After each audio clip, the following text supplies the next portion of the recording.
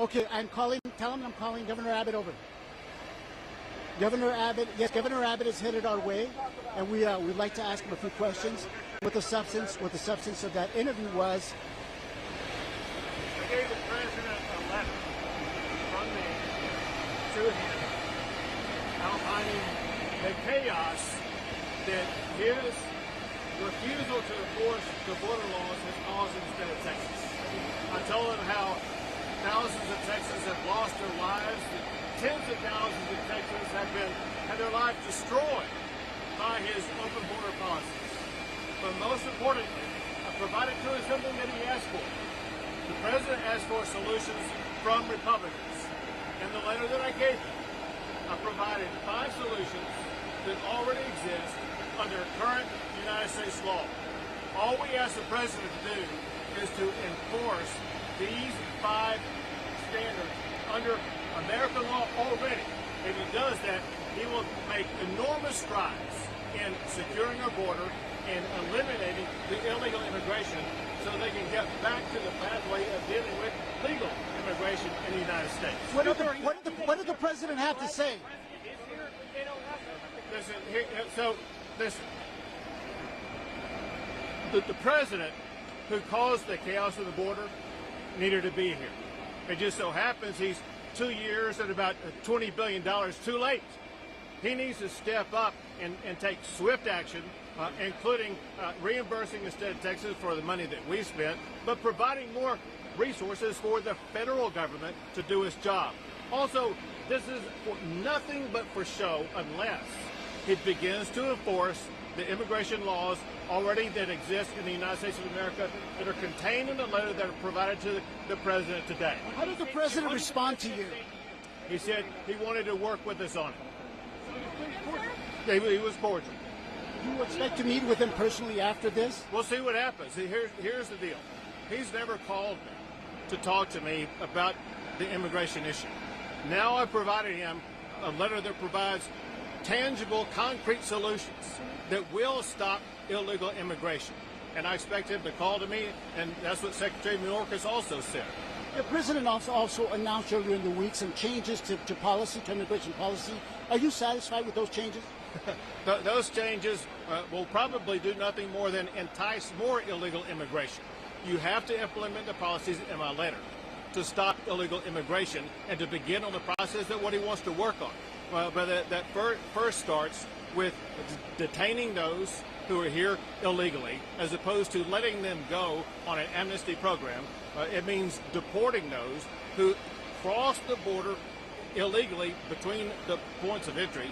It means doing what the federal courts have ordered him to do, which is to implement the Remain in Mexico policy as well as the Title 42 policy, and going back and continuing to build the border wall in the state of Texas using the taxpayer money already dedicated to building that border wall. Will you encourage him to keep Title 42 in place? Not only do I encourage it, we were part of the lawsuit forcing the federal governments to require him to do it. It's more than encouragement. He is required as president by the laws to maintain Title 42 in place and enforce it. Will you ask for more money to be sent to Texas to handle this unprecedented 100%. Texas desperately needs more money. I know the Republicans in the U.S. House have committed to providing Texas the money that we need. We just finished over the past 2 years spending $4 billion of Texas taxpayer dollars for Texas to fill the gap caused by the Biden administration. We're starting a session this next week that we will add another $4 billion to secure the border. Will you continue busing migrants to other cities? We are not just Texas, but the city of El Paso, the governor of Colorado, governors of other states, and leaders of other communities. We are removing migrants from our communities because we don't have the capability of handling them. Self-declared sanctuary cities with massive resources like New York, Chicago, Washington, D.C., they have the capacity to deal with this.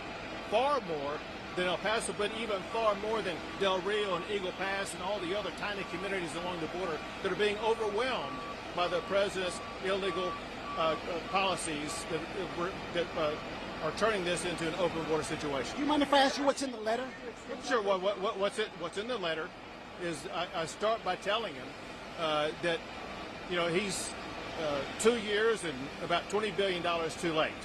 And then I urge him in the letter to see the real chaos. What everybody here may already know, and that is that there were thousands of migrants sleeping on the streets in El Paso that have been cleaned up in the past few days. And I ask him to go see the areas where we have these mass migration crossings and go visit with the people who own property and live on the border whose lives have been totally disrupted. And then I said, you, Mr. President, you have a job to do, and that is to enforce the immigration laws already on the books. And I outlined 5 ways in that letter of what he can do right now without any new law having to be passed. What are they? Number 1 is to detain anybody who comes into this country illegally for the removal process and not engage in this massive amnesty program of letting people go wherever they may go. Number 2 is to restart the deportation process that ICE is already authorized to do to remove from our country anybody who comes here illegally. Number 3 is to stop people from violating U.S. law by crossing across the border between the ports of entry.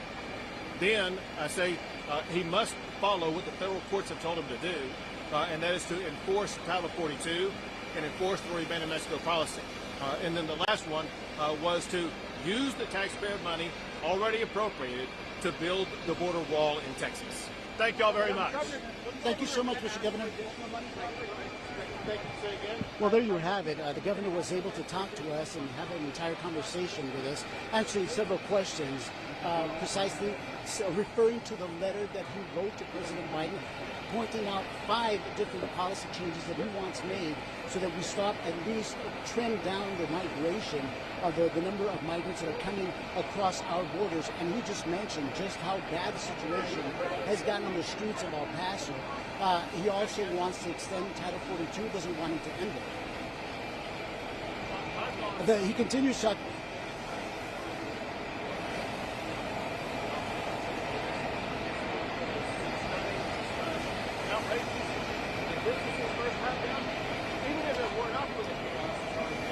We're going to try to find out right now, Eric.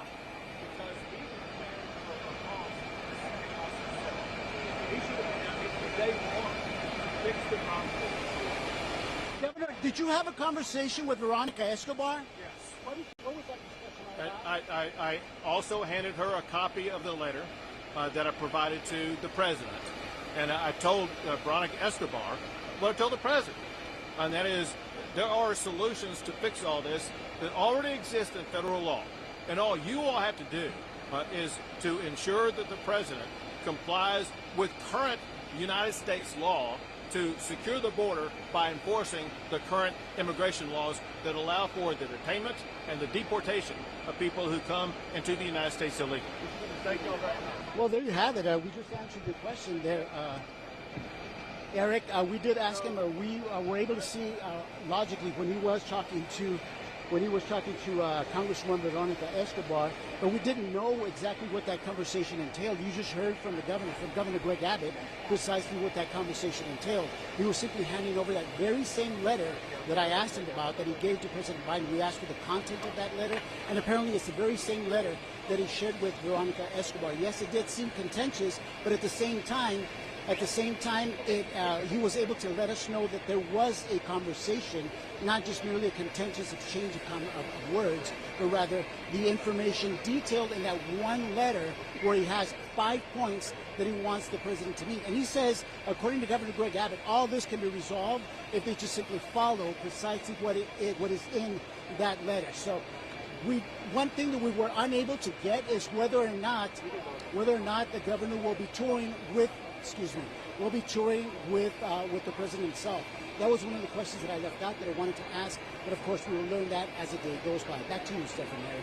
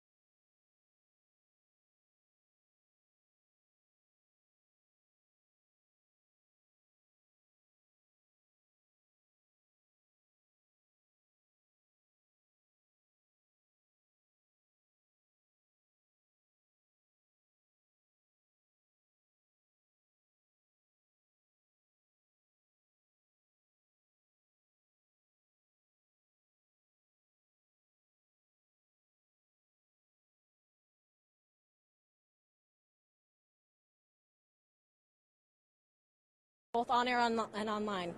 Carrie Mannix, ABC 7.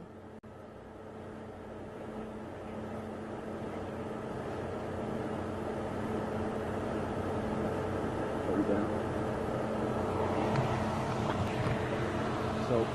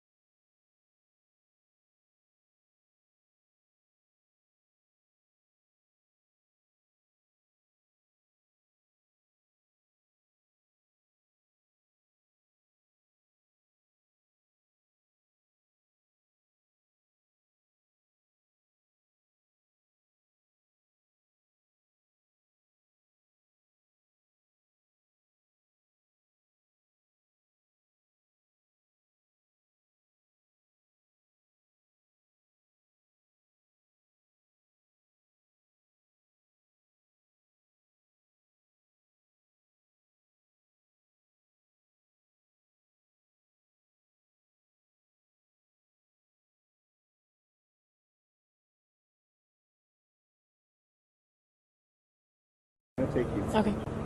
I'm going to be out of the shot. I'm just going to let you show it, and I'll be speaking. Should be out of the shot.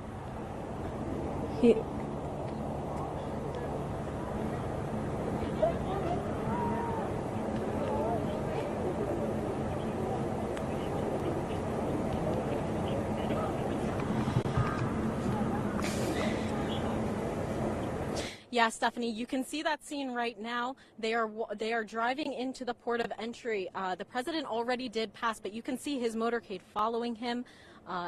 There are several cars, so many cars on this motorcade. There are police blocking the street to my left. And this is all we have right now. This is just the motorcade, but we wanted to bring you this update, and we'll throw it back to you for now, Stephanie.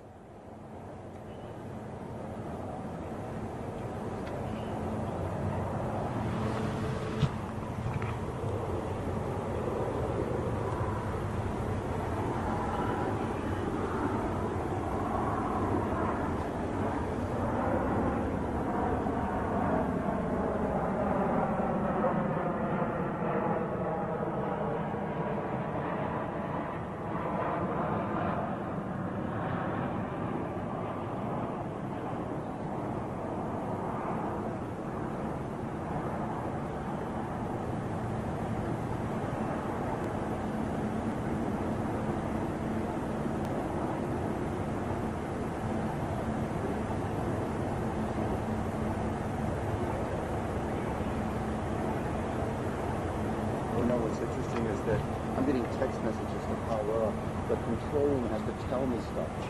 I'm not going to be checking phones for text messages. I know. They think I can check phones for text messages. And they are not checking their text because I texted them and then I called because I was on IFB, so I had to hang up and call. They need to talk to us. Talk to us. The producer, talk to us. I can't stay in the queue. I don't know who else is next. Who else is next? How do you want to do it?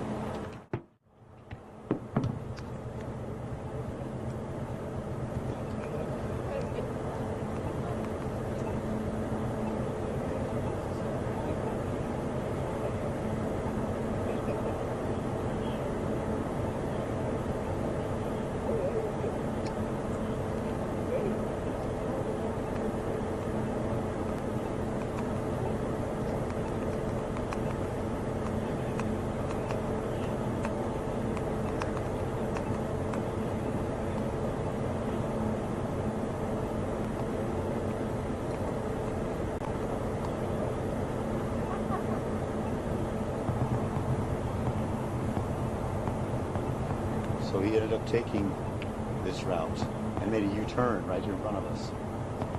See, there's two options. That would be the easiest, but...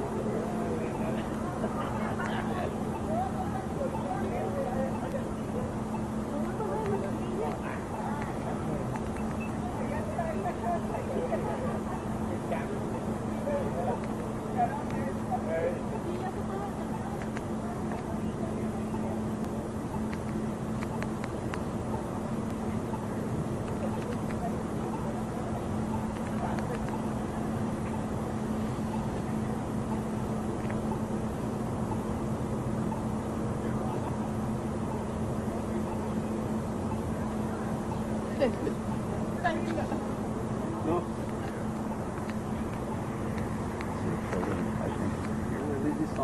can follow this car live here on the cross.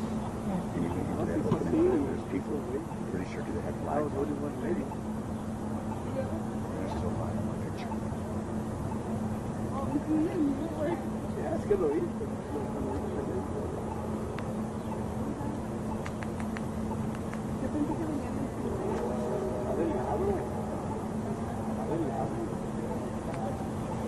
Pero está muy...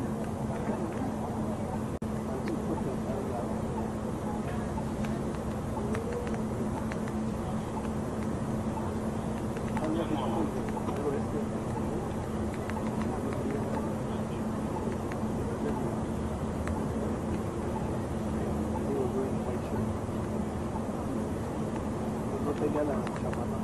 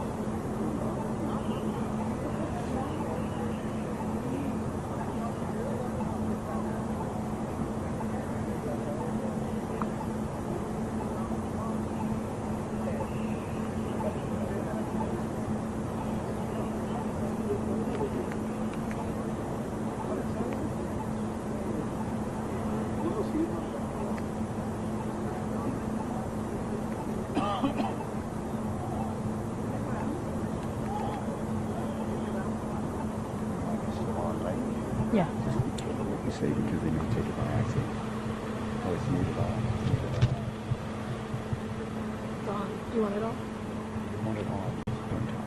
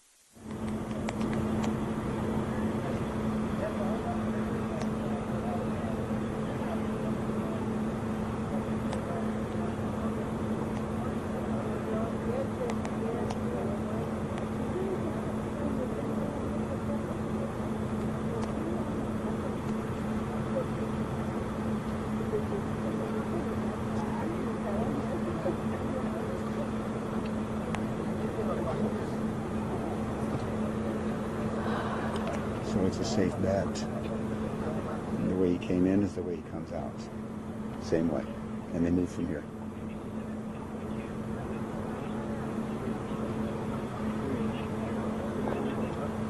We only have 20 minutes left.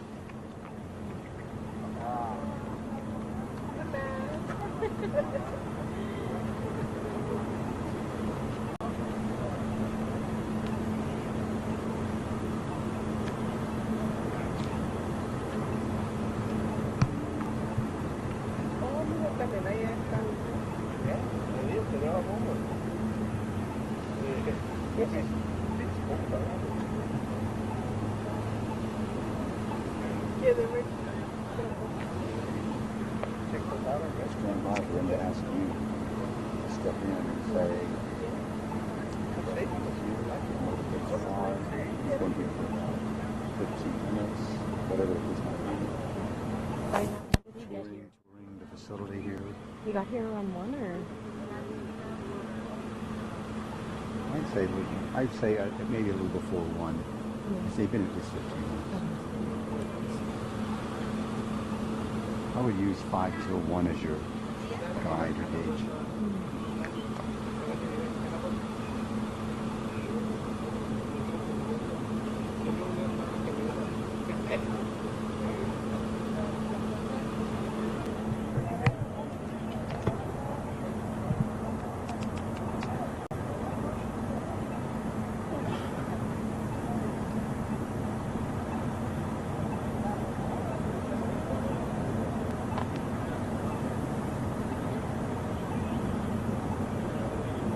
You should have been recorded.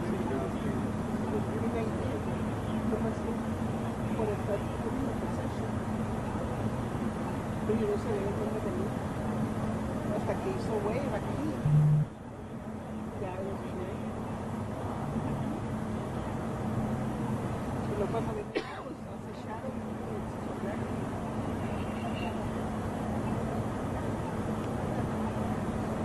Si lo hubiera hecho pago así.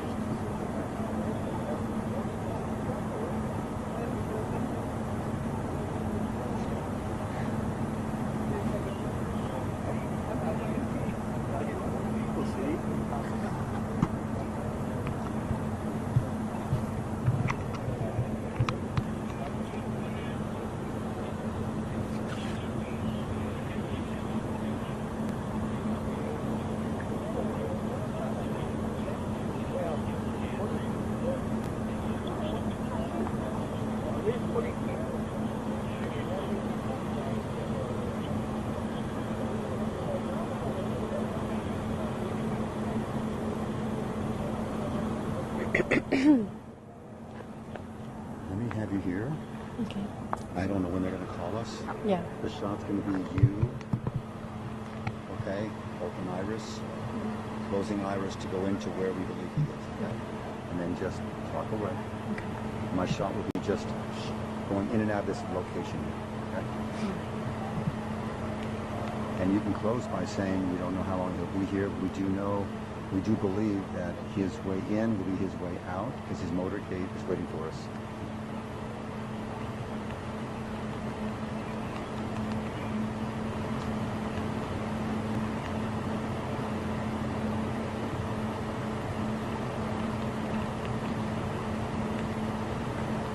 Stand by in case, okay? Dylan's out.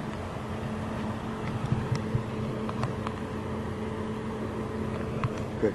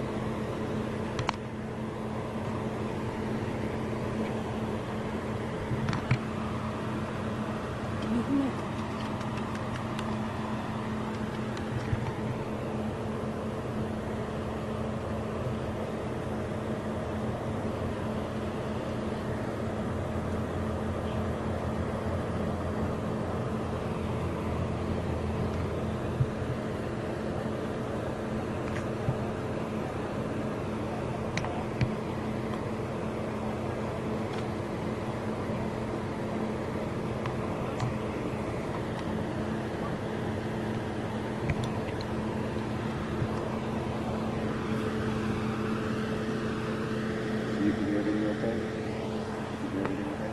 What? You can hear everything okay? Yeah, mic check. Mic check, 1, 2.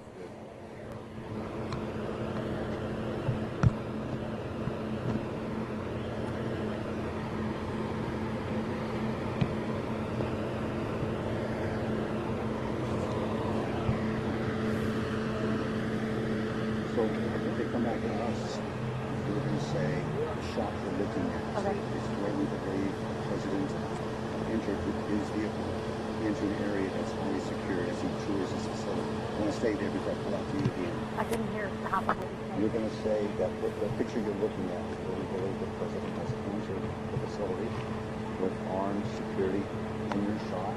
He's been here since you've been here for about 20-25 minutes. And then go on. That way you're getting to the second what's happening. It's going to start on this side.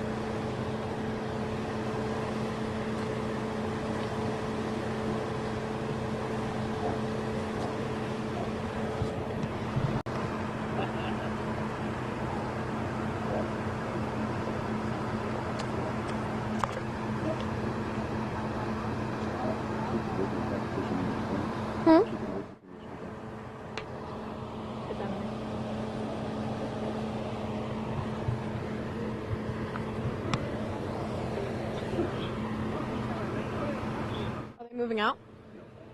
You can tell when they're moving out. It's the motorcade of the black vehicle. Right. He's still behind there. When he leaves, you're seeing vehicles I lined up. think that might be security check going, so they might be going soon. Yeah. Let me. When I see the community flags, I can tell them I'm seeing it. So right now, I'm seeing them. They may start lining up. Should I text Jesus? They might start lining up.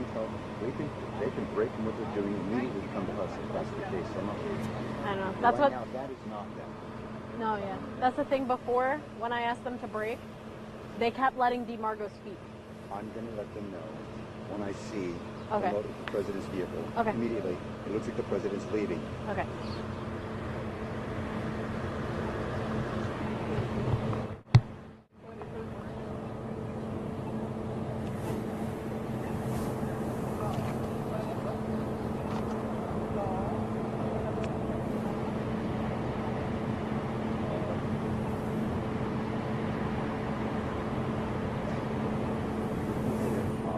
President's motorcade flags. And typically, he's got the biggest, oldest one. Right.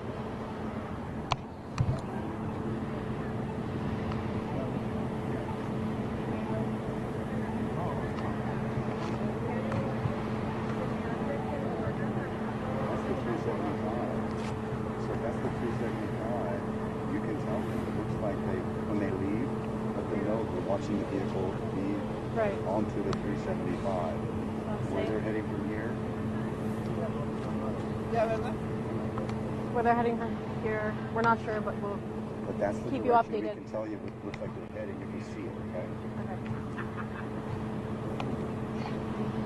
It looks like they're heading to Loop 375. Yeah, well that is the loop. Right.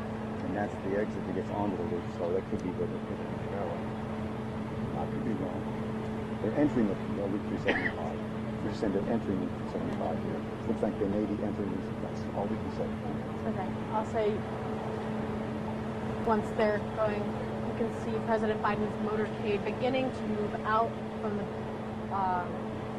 Bridge of the Americas.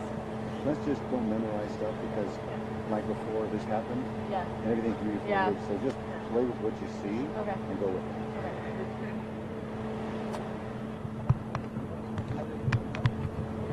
I think I'm just going to mention where he just finished speaking with CBP agents. My shot is locked on a semi-line of that overhang Right. and the activity over there because that's where he was last seen going. Right.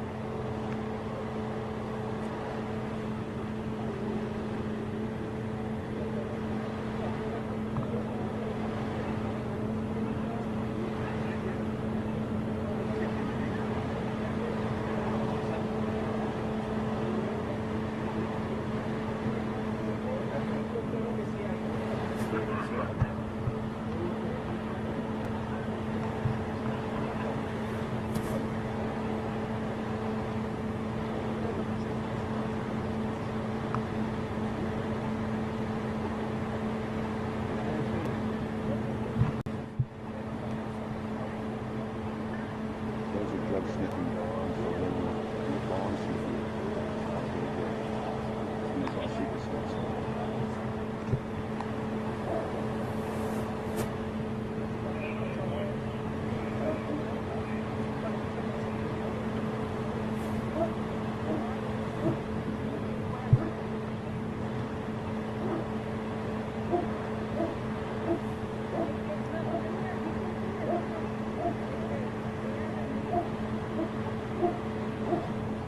So it's been here roughly 45 minutes. If it was 5:31. So far. 45? 35. He leaves, it's 1:30. He leaves at 3:30. I think he's only doing 2 stops, they said. I don't know. Who knows? I don't know. I'm just going to go. I'm not sure where the information's coming from.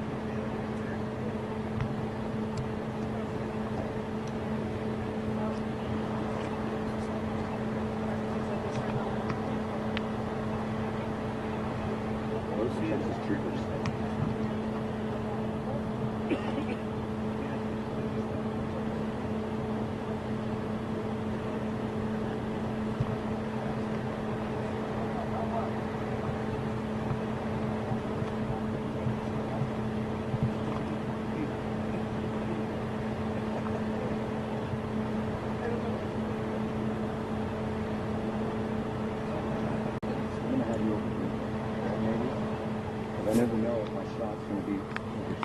Right. with them lined up, and then I've got the motorcade behind you.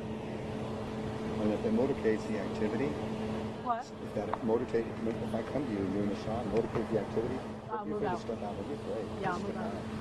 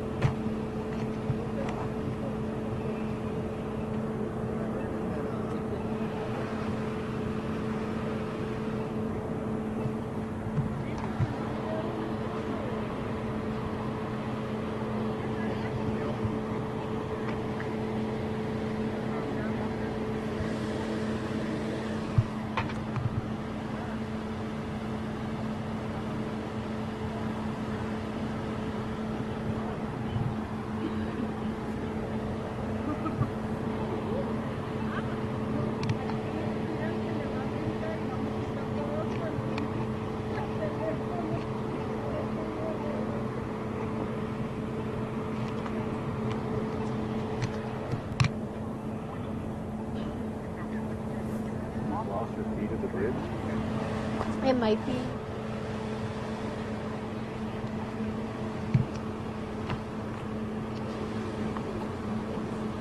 Okay, so I'm not sure when you're taking our shot. I never know.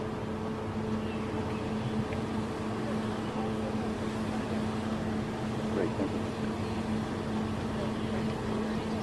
So much. Start now.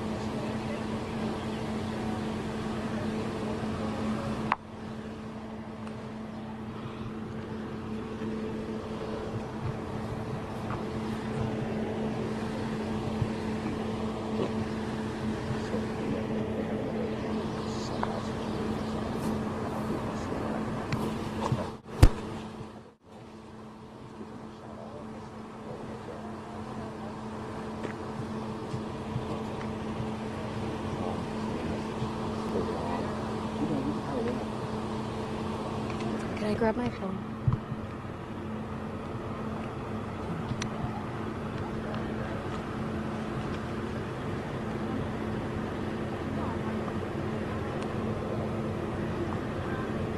So that's that network feed.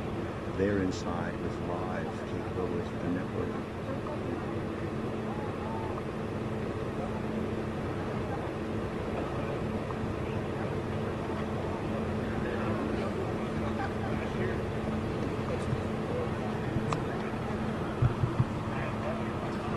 Do you know how to pronounce his name?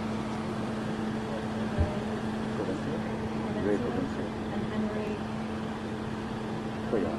Cuellar? Like you, Cuellar. Henry Provencio and Henry Henry Cuellar. Cuellar.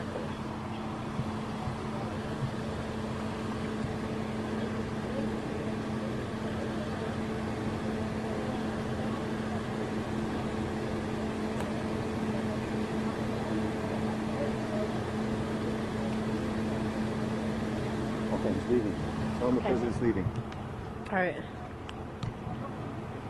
Call Edwin. They know, I know. Okay. They know. I'm not on IFB. Ahora sí ya.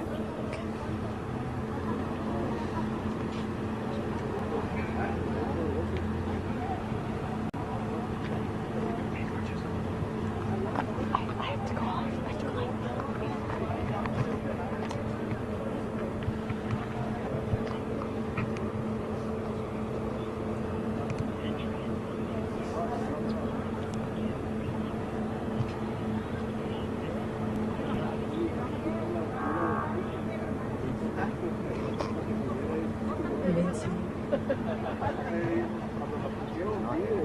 He's still on the property.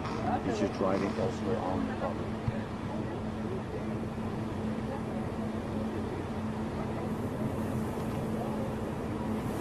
He's not leaving, he's just driving elsewhere on the property.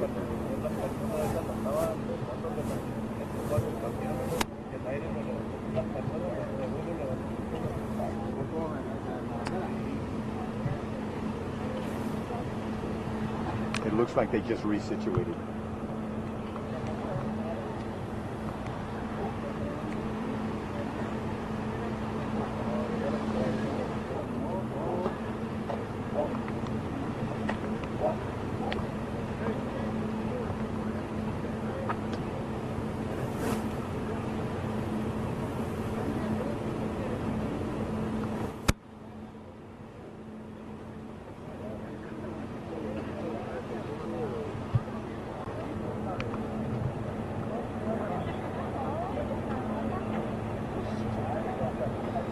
sabe porque hay mucho muerto de este lado.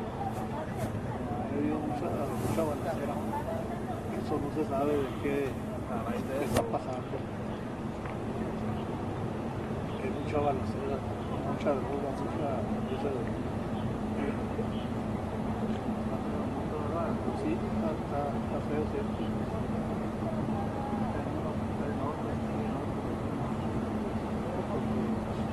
Tienen que hacer dinero para vivir muchos o ya saben, ya se atreven todo.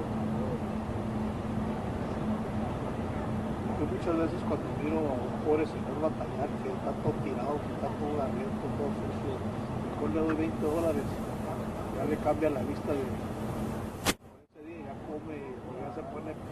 si lo quiere y ya nos roba.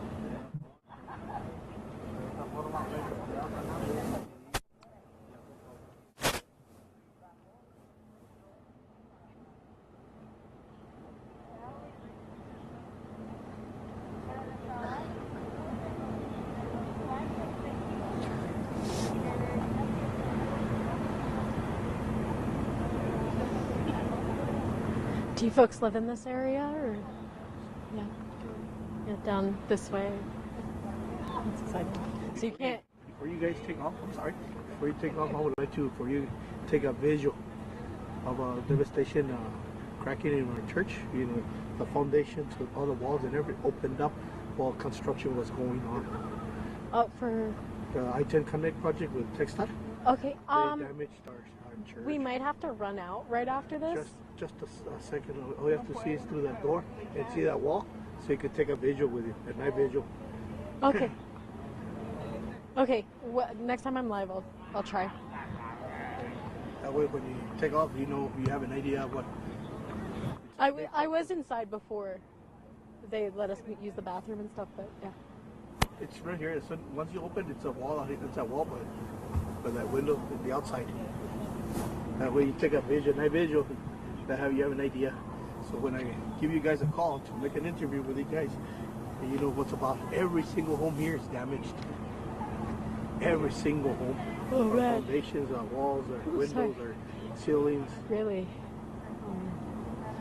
This is. I'm new here. What? This is South Central. Yeah, this right? is Central El Paso. No assessment of impact were done. We were left out. No pictures, no documentary, nothing. They should have never used a machine here to break the concrete because it damaged the church. You see that tower is leaning already. They had to fix it.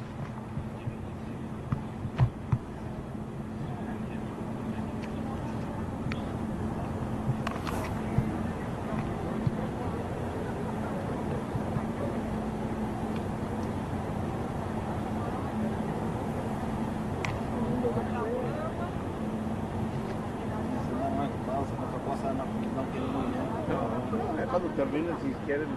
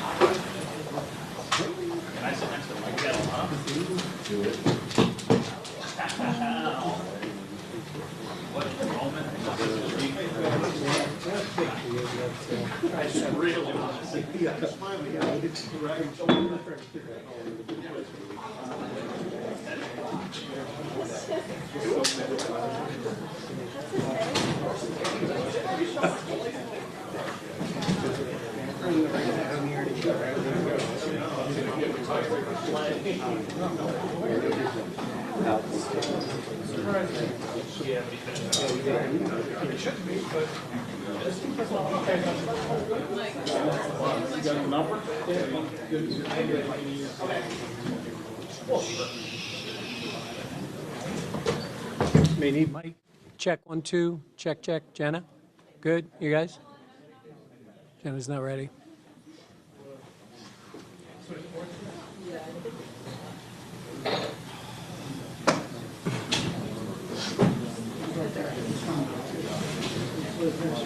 They're going to come out here fast, Jenna.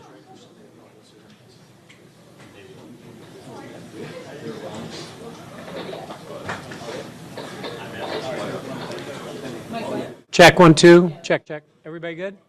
Good, good? No.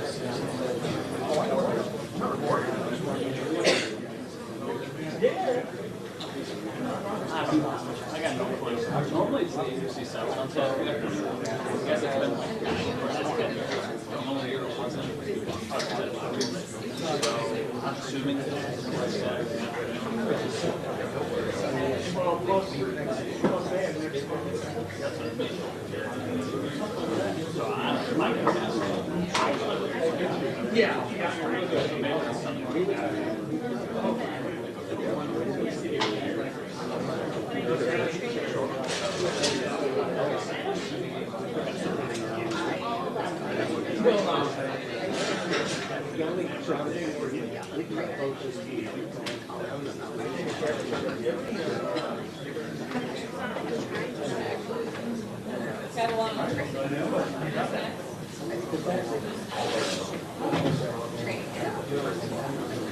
have you been here for?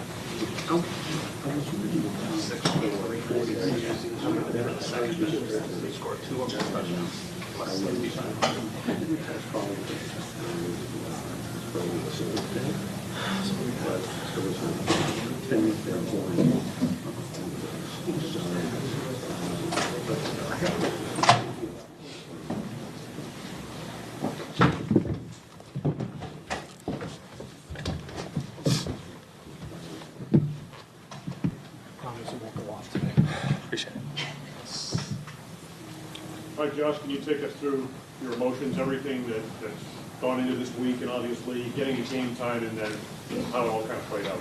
Yeah, I mean, I really appreciate the leadership that we have in this organization.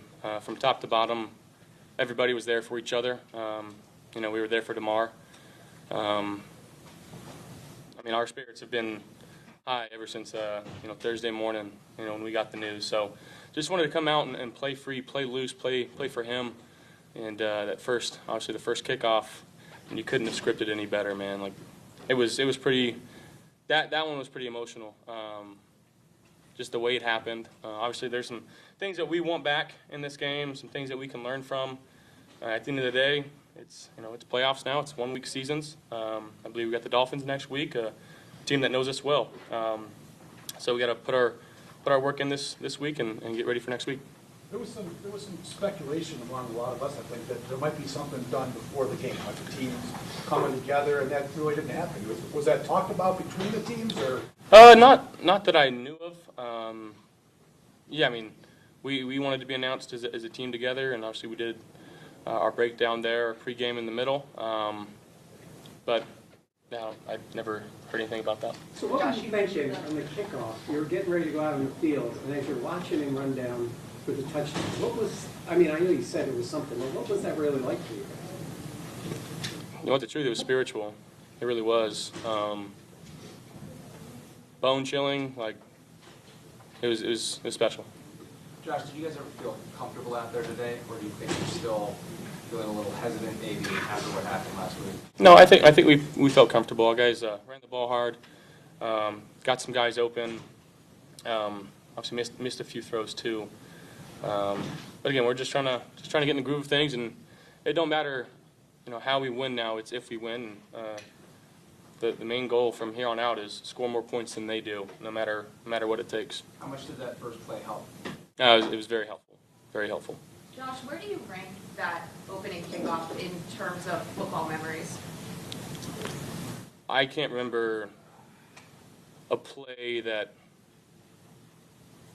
touched me like that, I don't think, in my life. So it's probably number one. How about the second one? It was just spiritual, and I was going around, and I was going around my teammates saying, God's real. Like, you can't draw that one up, write that one up any better. And I was just told by Kevin Curran, it's been 3 years and 3 months.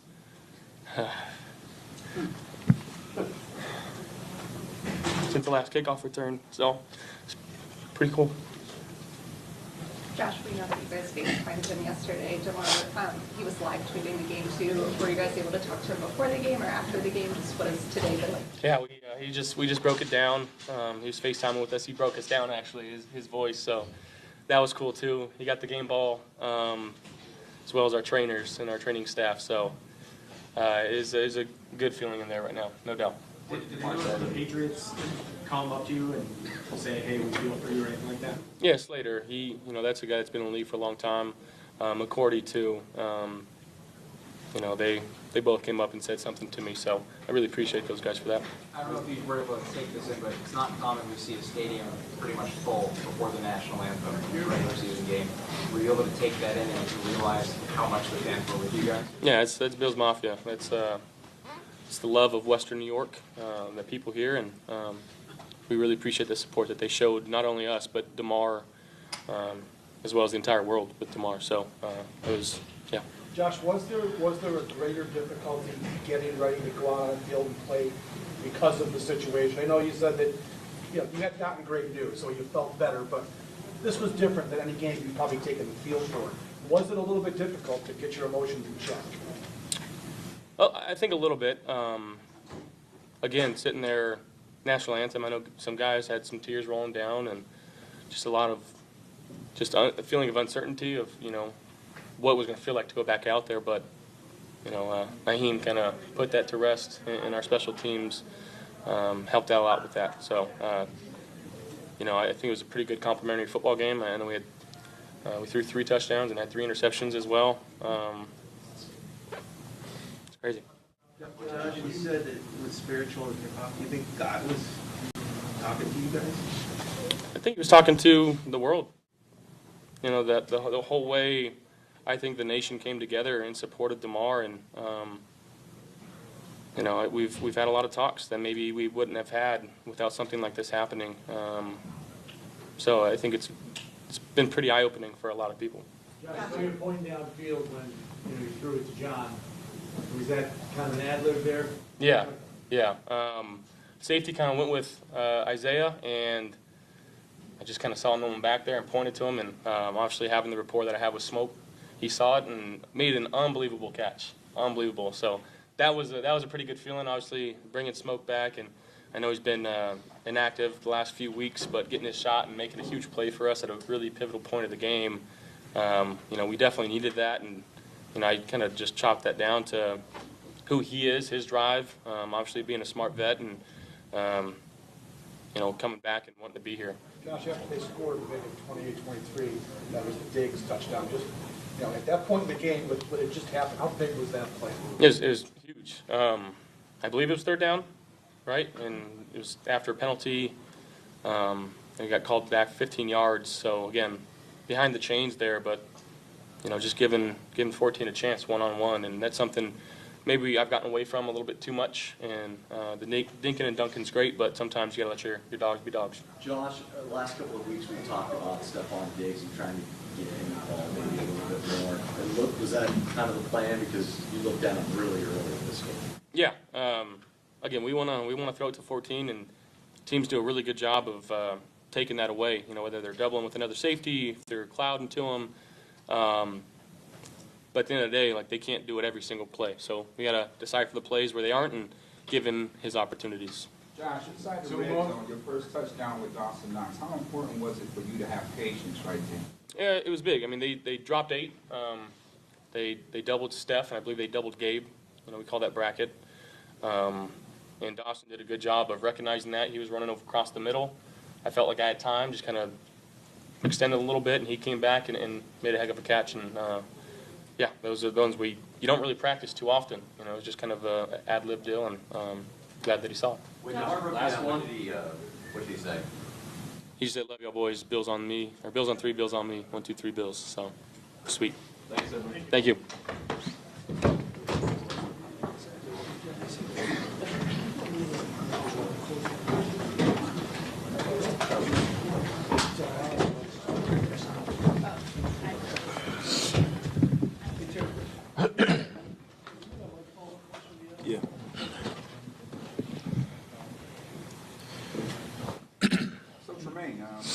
big of a win was this today?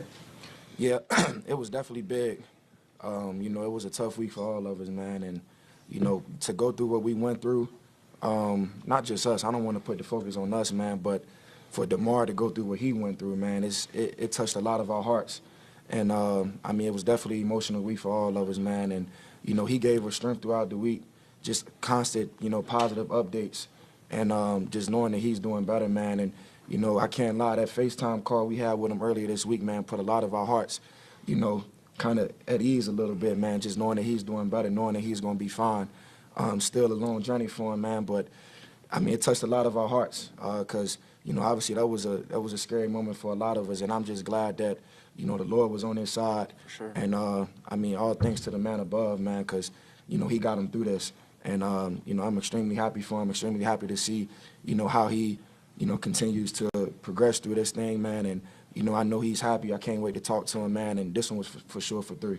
Jermaine, is there a symbolism getting 3 interceptions on defense for number 3 today? What about man, that's crazy. That's crazy, but that's how the man above works. Facts. And, I mean, like I said, man, we put all our trust in the man above, and, you know, none of this would be possible. None of this would be possible if it wasn't for him. And, you know, I just thank him. And it's a coincidence how something like that happens, man. And, you know, that's all his work. But, you know, hopefully DeMar is smiling. Hopefully DeMar is happy. Hopefully he's doing better. And this one was definitely for D-Ham. Sarah, can you take us from everybody was scared on Monday to today where you get to celebrate his recovery, all the fans here, the atmosphere, how in a short period of time, how things changed and how it felt to take the field with everything for DeMar today?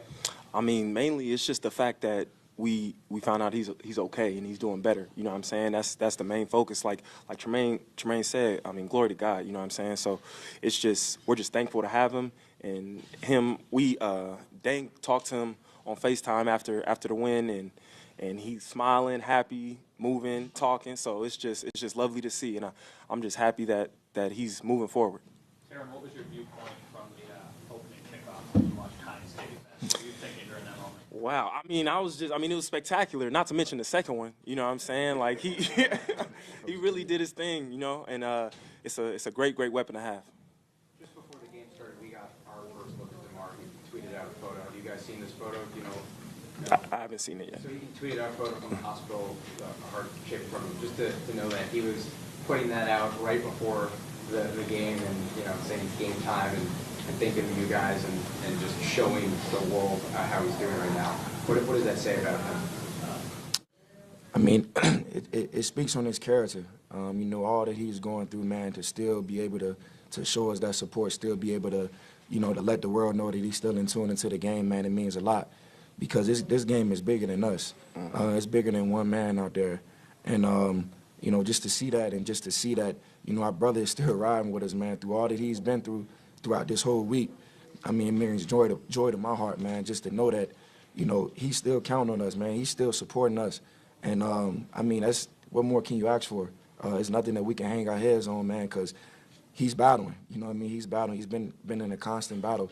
And, I mean, definitely very emotional, but, you know, tears are for healing, man. So, you know, a lot of guys healed through that. A lot of guys, you know, got stronger. He got stronger. And, you know, at the end of the day, man, just to know that he's doing well, I mean, that goes way beyond the game of football. Aaron, was there interaction with the Patriots at all regarding their situation? I mean, you know, it's a big game, it's a huge game, you're fierce rivals, but was there interaction about DeMar specifically? Not for me. I mean, maybe for some other players. I mean, when I came out to warm-ups, I saw that they had their DeMar shirts on, and obviously, you know, when we saw what we saw on Monday, like, it touched everybody. You know, every football player around the country. So I know that they were praying for him. I know the whole league was praying for him. So it's just thankful that we all have the ability to do that and represent him the right way. I'm just curious what this week was like for you. In addition to everything going on with DeMar, you also going through concussion protocol. What was this week kind of like? I mean, I felt fine. You know, I went through concussion protocol, but, you know, I just felt like it wasn't really about me. You know what I'm saying? It's about DeMar right now. That's something bigger than football or me playing or not. So I just felt like I felt fine, and I just wanted all the focus on him. There was some concern that maybe you guys would be, emotionally drained from this entire week. obviously your hearts were with your team, but how did you guys overcome what was just an exhausting for everyone on this team? I feel like, I mean, we're resilient, man. That's the biggest word I could put into us right now, is that we're resilient. And I mean, there's been other situations, obviously none to the magnitude of DeMar, but there's been other situations that we've had to go through and been through, and I feel like that only makes us stronger. Do you think the tension was broken through at some point during the game, and if so, when, or do you think you guys played the whole time just a little bit hesitant? You know, it's hard to speak on. You know, obviously, everybody was affected by it.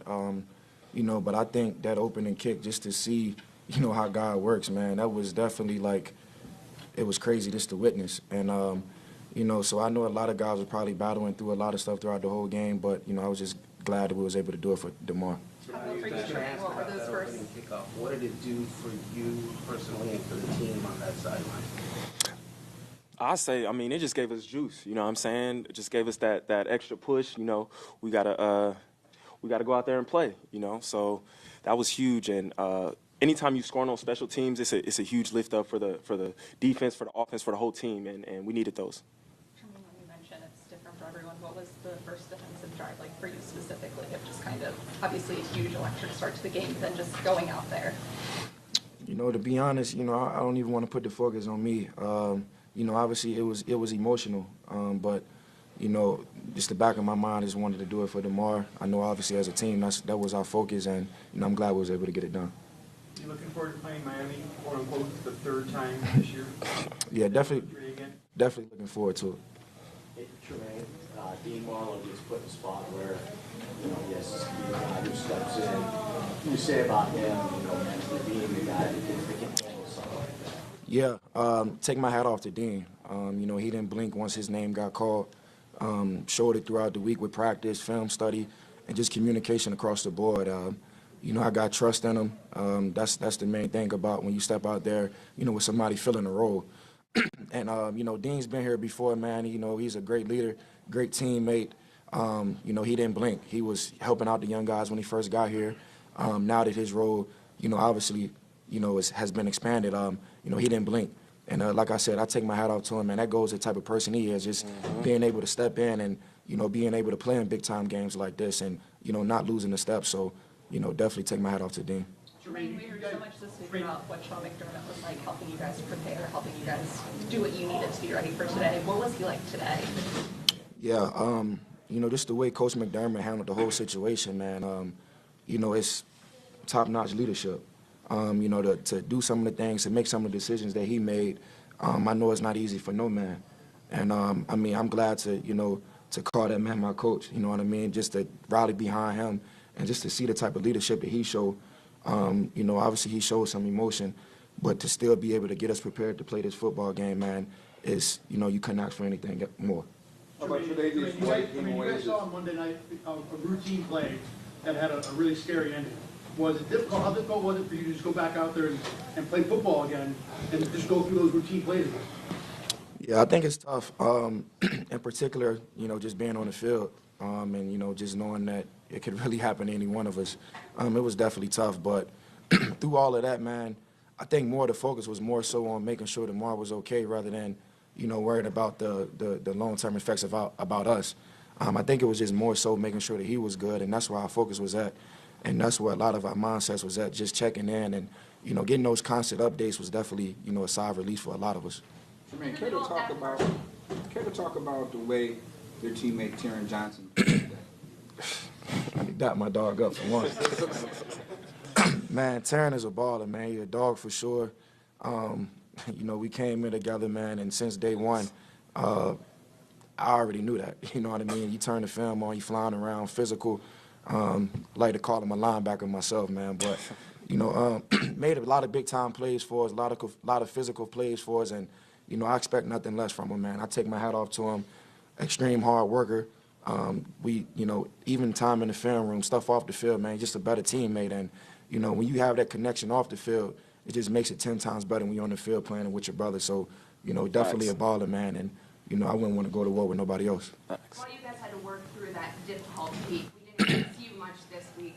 Was there any kind of phrase or there certain words from Coach McDermott or from anybody that you guys shared as a team that helped you get through it at any point? I mean, I can't necessarily. I mean, we prayed a lot. I mean, that's probably the biggest thing I can say about us is that we prayed every day for DeMar, and look how God works. You know what I'm saying? So we're just blessed that he's working, and we want to keep moving forward. All right, thanks, guys. Yeah. Appreciate it. Thank you. Thank you.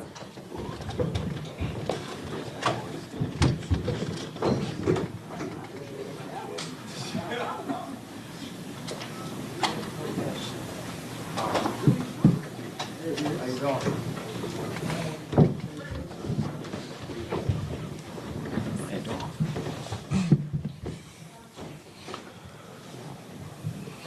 Hey Trey, what was that first play of the game like? Watching that on the sideline, what were the emotions like, and what was going through your head? You said the first. Excuse me, I'm sorry. The opening kickoff. Seeing Naheem running back. I mean, Naheem is a guy that works extremely hard at fielding the ball and just working on fielding it and making the first cut and getting vertical. I mean, every day after practice, he stays out with Coach Smiley, the special team coach, and catch balls for like 45 to an hour. I mean, this guy's he's really dedicated to his craft. So seeing him break the runs he broke today, it wasn't a surprise because the guy works at it extremely hard. So Josh said it was spiritual. Did it feel like more than just a football play? Did it feel like it was something else? Oh, for sure. I mean, then the emotions of just what we experienced for the last week, and then the emotion of the beginning of the game and all that, and for him to come out and give us a boost like that on the first play with emotions so high, it was big, and it took us through. How about the emotion after your interception, your first one since last season, to make such a big play in a game where you're trying to honor your teammates and you were able to do so with a big play? I mean, Coach Frazier did a great job of, calling a great call in a great situation, and those guys up front did a great job of, getting after the quarterback, and he sort of threw it up, and I was in a perfect position, so I just caught the ball that came my way. Coach Frazier always preaches, taking advantage of the opportunity that come your way and catch the ball that come your way. So I was able to catch the one that came, so it was a good feeling. How does it feel to make that play in a game where you're trying to honor your teammate and you're able to come away with a play that changes the game like that? I mean, anytime you can get a takeaway in the red zone, it counts for two in our room. So I think that it was a big play. It was a play that our team needed in a big time moment, and it was fortunate for me that I was in a position to make it. Dean, can you talk about the position that you were in to play in DeMar's absence? We preach, next man up mentality, and I've been able to be with DeMar for the last I would probably say 11 weeks. And just watching him grow each day. And, in my mind, it wasn't about me. It was about playing for him, everything that I can do for him to watch and just be proud that the guys in the back end are doing their job. So at any point in time, I know I got to do my job, and, it's the league. So it's next man up mentality, and I go out there and play for my brothers. What was this week like for you, kind of balancing, you're stepping in for DeMar and also all the emotions and everything that was going on? What was it like for you? It was up and down, just with the same position, and for me to fill in, and do the job and get the job done. We're human. It's in the back of our mind thinking about, hey, this situation can be a little bit bigger because I'm filling in for him. But I kept even ground, and with the support of my teammates and coaches and family, they just said, go out there and do what you do. This is not your first rodeo. You're here for a reason, and go play ball. Guys, what was the mood like in the postgame locker room? Postgame locker room, I mean, we got to win, and it's hard to get 13 wins in this league, each year. And it's real difficult, and we just on to the next. Got the dub, and our minds are in a right place, knowing that DeMar is healthy as well, and we said on to the next. I mean, I can't even really tell you what else other than that. Was there a moment where the anxiety of the week washed away, or just felt like you snapped out of it, or was it still with you even as you got through the game? I think that we as a team and a unit, just, you know, we're, like Deion said earlier in the week, you know, we're human. You know, we're not superstars and all that things. And we just feel like at a point in time, we're very sensitive to what went down, and it to be a part of our family is a little uncomfortable. But you know, we're built for times. This team is built for times like that, and all we think about is just picking one another up and playing for each other. Trey, what's it like to see DeMar on FaceTime after the game and to talk to him and be able to rehash the win with him? I mean, this week has been, excuse me, like, it's been a shit show, man. I mean, just for something like that to happen, and for it to happen like that, and for the chances of stuff like that happening on a football field is just like you'll never see it. And then for it to be one of our brothers, and then for it to be in our room, in our DB room. I was just telling somebody the other day, our DB room is sort of like my college DB room was. Like, we're so connected, and like we hang out outside of the field, and football never come up most of the time. So anytime you have a bond with guys like that, and to see something like that happen, and for me, I know to see everything transpire from the hit to him getting up, to him falling, to everything, it's just something that I can't unsee. Every time I close my eyes, it replays. I try watching TV, and every time the TV go on commercial, that's the only thing that comes to my mind, just the vision of that. So it's been a tough week. Been a tough week for our whole team, but it's not about us right now. It's about DeMar and his family, man, and just what they had to go through. His mom and his dad being right behind our bench and witnessing their son go through that, man. It's just it's tough, and hopefully we'll never have to go through this again. But DeMar he's one of the most resilient, like, honest and just pure people that I've met, and it just shows what type of person he is. So we got a text from DeMar yesterday morning around 2:31 in the morning, and for him to text us, and what he said was, "I'm thinking about y'all. I'm sorry that I did that to y'all." And for him to check on us when he's the person that's going through what he's going through, man, it just shows what type of person he is, for him to check on us in a situation like that when he's the one that's going through it. So it just shows what type of person he is, and hopefully we can just get him back. I just want to hug the shit out of him, because in the meeting room, he's sitting like two seats away from me, and every time he come in the meeting room, T-Weezy. So I can't wait to hear his voice and able to touch him and just hug the shit out of him and hear that again. So we miss you, man, and just get back to us. But it's been a hard week. It's been a hard week. Trey, how emotionally prepared do you think this team was to go out and play for DeMar today?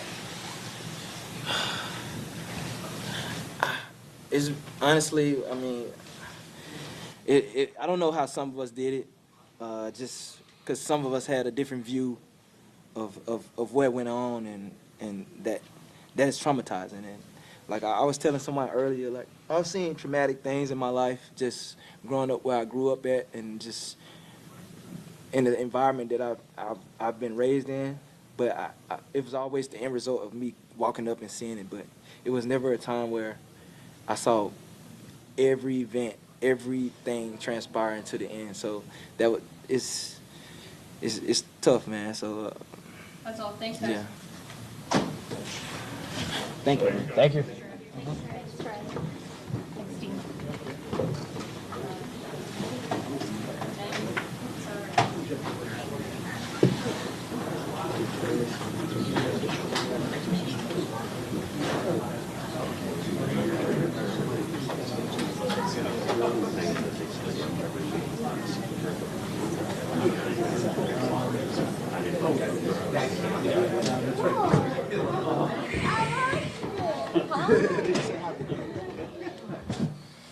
There's a lot of people here. I wonder what even not scary. That's scary. All right, on your best behavior, okay? Here, hold that excuse. This is Delilah Ray Dawkins. This is the Dolphins baby. If y'all know that story, but don't worry about it. 2019. 2019. That was amazing. How you guys doing? Y'all gonna talk to us or what? Just tell us how big of a win was this today? You know, with everything that we have gone through as teammates and as players and as fathers, this was a huge week. So I usually like sugarcoat it and I say, oh, it's just another win, but this one was extremely special. It was extremely special coming into it. We understood that we had to just get the job done, and we're blessed. 3M was with us, and it's a huge win. And anytime that we can win in this league, it's huge. So, you know, we take it for what it is. Josh called that opening kickoff return spiritual. Talk about it. What were your emotions as you see all that transpire as you're ready to go out? It was, you know, things like that just don't happen, you know, and that just shows you that God is real. And for that to start that game and like that, we were all like, all right, something is scarily weird, but it's a strong energy, and this team is just full of love. And you know, from the angels like that have been watching us, and D-Ham's spirit, and all of those prayers, like it just seems like it's just overflowing to each and every one of us. And it was a special moment, and he did it twice. So you know, it's a unique thing, but you know, I'm glad that you noticed it and are aware of it, because God is real. Come here. I mean, not only just as a football perspective, you go out and then you have this kind of shock to the system like that. It was such a tone setter. You could feel how palpable it was in the stadium. It did feel almost like it was so surreal. Really, the trajectory of that was paramount for us, and the crowd was into it. The team, it really interjected a lot of energy, and like Deion said, to see that twice. I think Naheem is, we've always known he's a special returner, but that was a career game for him, and it couldn't have happened for us as a team at a better time. On a typical day, you guys win, you wrap up seating, it'd probably be pretty exciting locker room. What are your emotions today after a game like this? Yeah, I would be lying to you if it wasn't, we're a little emotionally frazzled. I think the come down, it's going to hit guys differently. For sure. But it was such a thankful locker room, and it was just unique. If there was any stiffness, anxiety, nerves going into this game, even as you've seen DeMar improve in his condition, did that first play snap you out of that? Are you still in any kind of funk?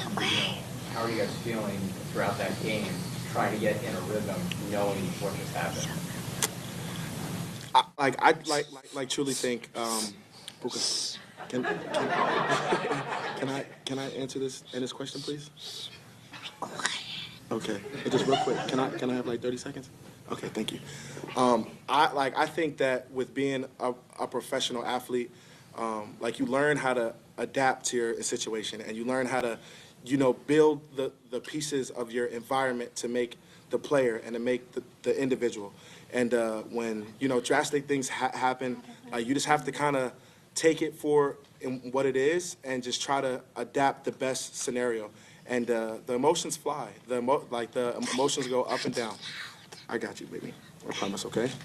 And it just goes. But when you have great teammates and you have guys that you can lean on, it just makes everything easier. And guys like Mitch and our entire locker room, we have guys that we could just lean on and depend on that can just keep us up. And it's showing, and the world sees it, and we see it from a closer in-house view. Mitch, how did Smoke and Josh connection shift them around at that point in time of the game? Yeah, I think the cool thing was we had some explosive plays. First of all, you can see a guy like Smoke come back. He was such a presence in the locker room for so many years, and then come back, and it's just kind of seamlessly integrated back into his role, and it was just really cool. When you have those explosive plays as an offense, it really, it's just such a tone setter, and the emotions run so high. It was cool. It was just one of those really surreal things to see, and he made such a good plan that football. Josh put it right in front of him, and Smoke did what Smoke does, and just, just really took off. And you knew by the time the ball was there that there was no doubt that he was going to make that play, and we were happy to get off the field.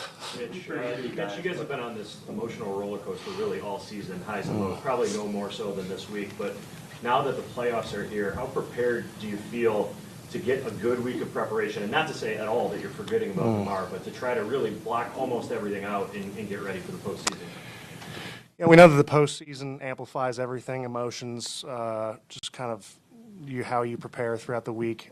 Like you said, I don't think this is one of those things that it's a snap of the fingers you forget. It's not fair to anyone. It's not fair to DeMar and or us for that matter to think that we can just kind of flip a switch and be okay from it. I just kudos to the guys for really handling this as well as they possibly could.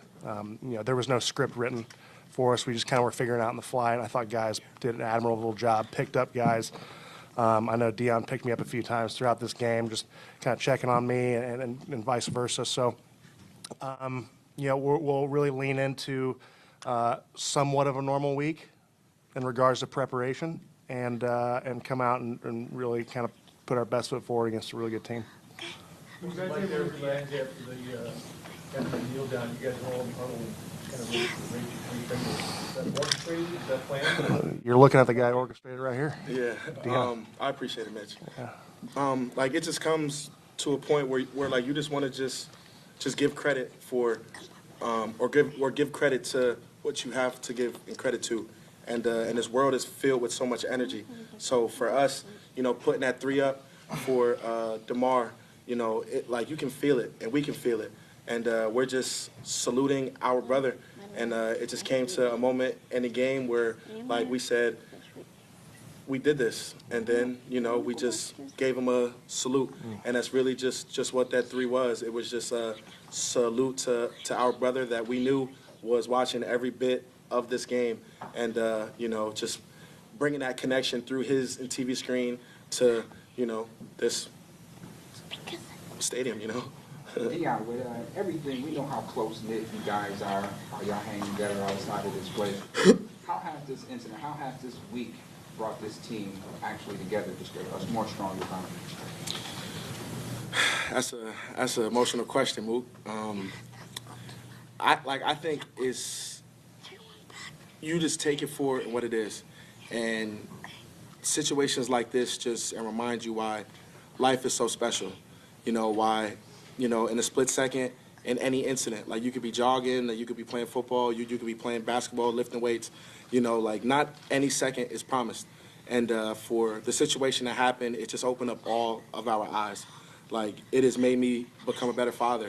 It has made me become a better teammate, a better person. To really just understand that you got to take life for what it is, but you have to make every moment the best that you could possibly make it. We're all in here together, and we can't take this for granted. Mitch is my teammate, and I constantly tell him all of the time what I tell him, and I won't say it now, but I tell him a special thing every single day.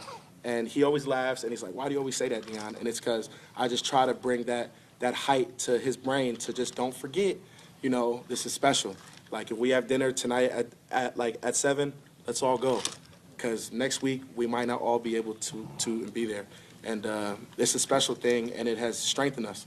And we're going to take it, and we're going to use this strength for as far as we have to drive with it, and we're going to use it as an energy source, because it is here, as we can all feel it. So what did he tell you, Mitch?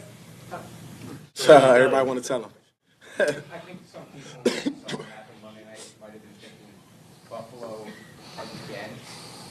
You had a racist mass shooting in this community months ago, just days ago. You had a deadly blizzard in this community. Do you guys, and I've talked with fans who say they turn to you guys to lift them up when they're down. Did that add to the pressure? Did that fuel you today? And, what did they do for you this time? Yeah, like I said before, on that opening return, you give a look to the crowd, and it was just different. And I think you brought up something about this community, just this resiliency. I've never seen anything quite like it in a span of 8 to 10 months. Just from one thing to another. And then as a team, I don't know if we feel like we're someone to look up to, but we're here to give support when we need to and just do our job. And hopefully doing that is, it gives you an escape in any way. I think that's one thing that we lose sometimes is that, like Dion said, not every day is promised in this league or in life in general. And the opportunities that we're able, to play this game and to continue into January, it's not lost upon us as a team. And it's just, I've always felt this has been the best place for me in Buffalo, and this community has just been, I think, just remarkable through all of this. And but I don't expect anything different, And you don't want to take them for granted because they're always just so top notch. But this whole season, it's just been kind of a doubling down on that. Mitch, you used the word Last one. You used the word unscripted a bunch of times today, last week. If someone told you what was going to happen on the opening kickoff, kind of felt like that was scripted. Would you have ever believed that even this morning? You'd like to, and that's a great question. You like to envision every game starting off like that, but it's been great. And I just want to say thank you to Delilah for joining us. She's been top notch and just been helpful, and just like this, it's just great to have family around. I think everyone can attest to that, and it's just like this has been a light to our press conference. So thank you, Delilah, for joining us. You've been so good. How old is Delilah? She's 3. Yep. Miami in 2019, Dion gets a call, probably in 9, 10 o'clock before that Saturday we're down there. We see him, we go to bed, we wake up, and we found out that not only between that he had gotten a plane, gotten up here at 1 or 2 in the morning, shared this moment with him and his gal, introduced her to the world, and then came back at 9 o'clock and played a game. And that was, I don't know if that was public knowledge, but that was one of the coolest things I've ever seen. That's about right. And look at her now. Grown. Appreciate you guys. Thank you very much. Sorry, that's not my phone.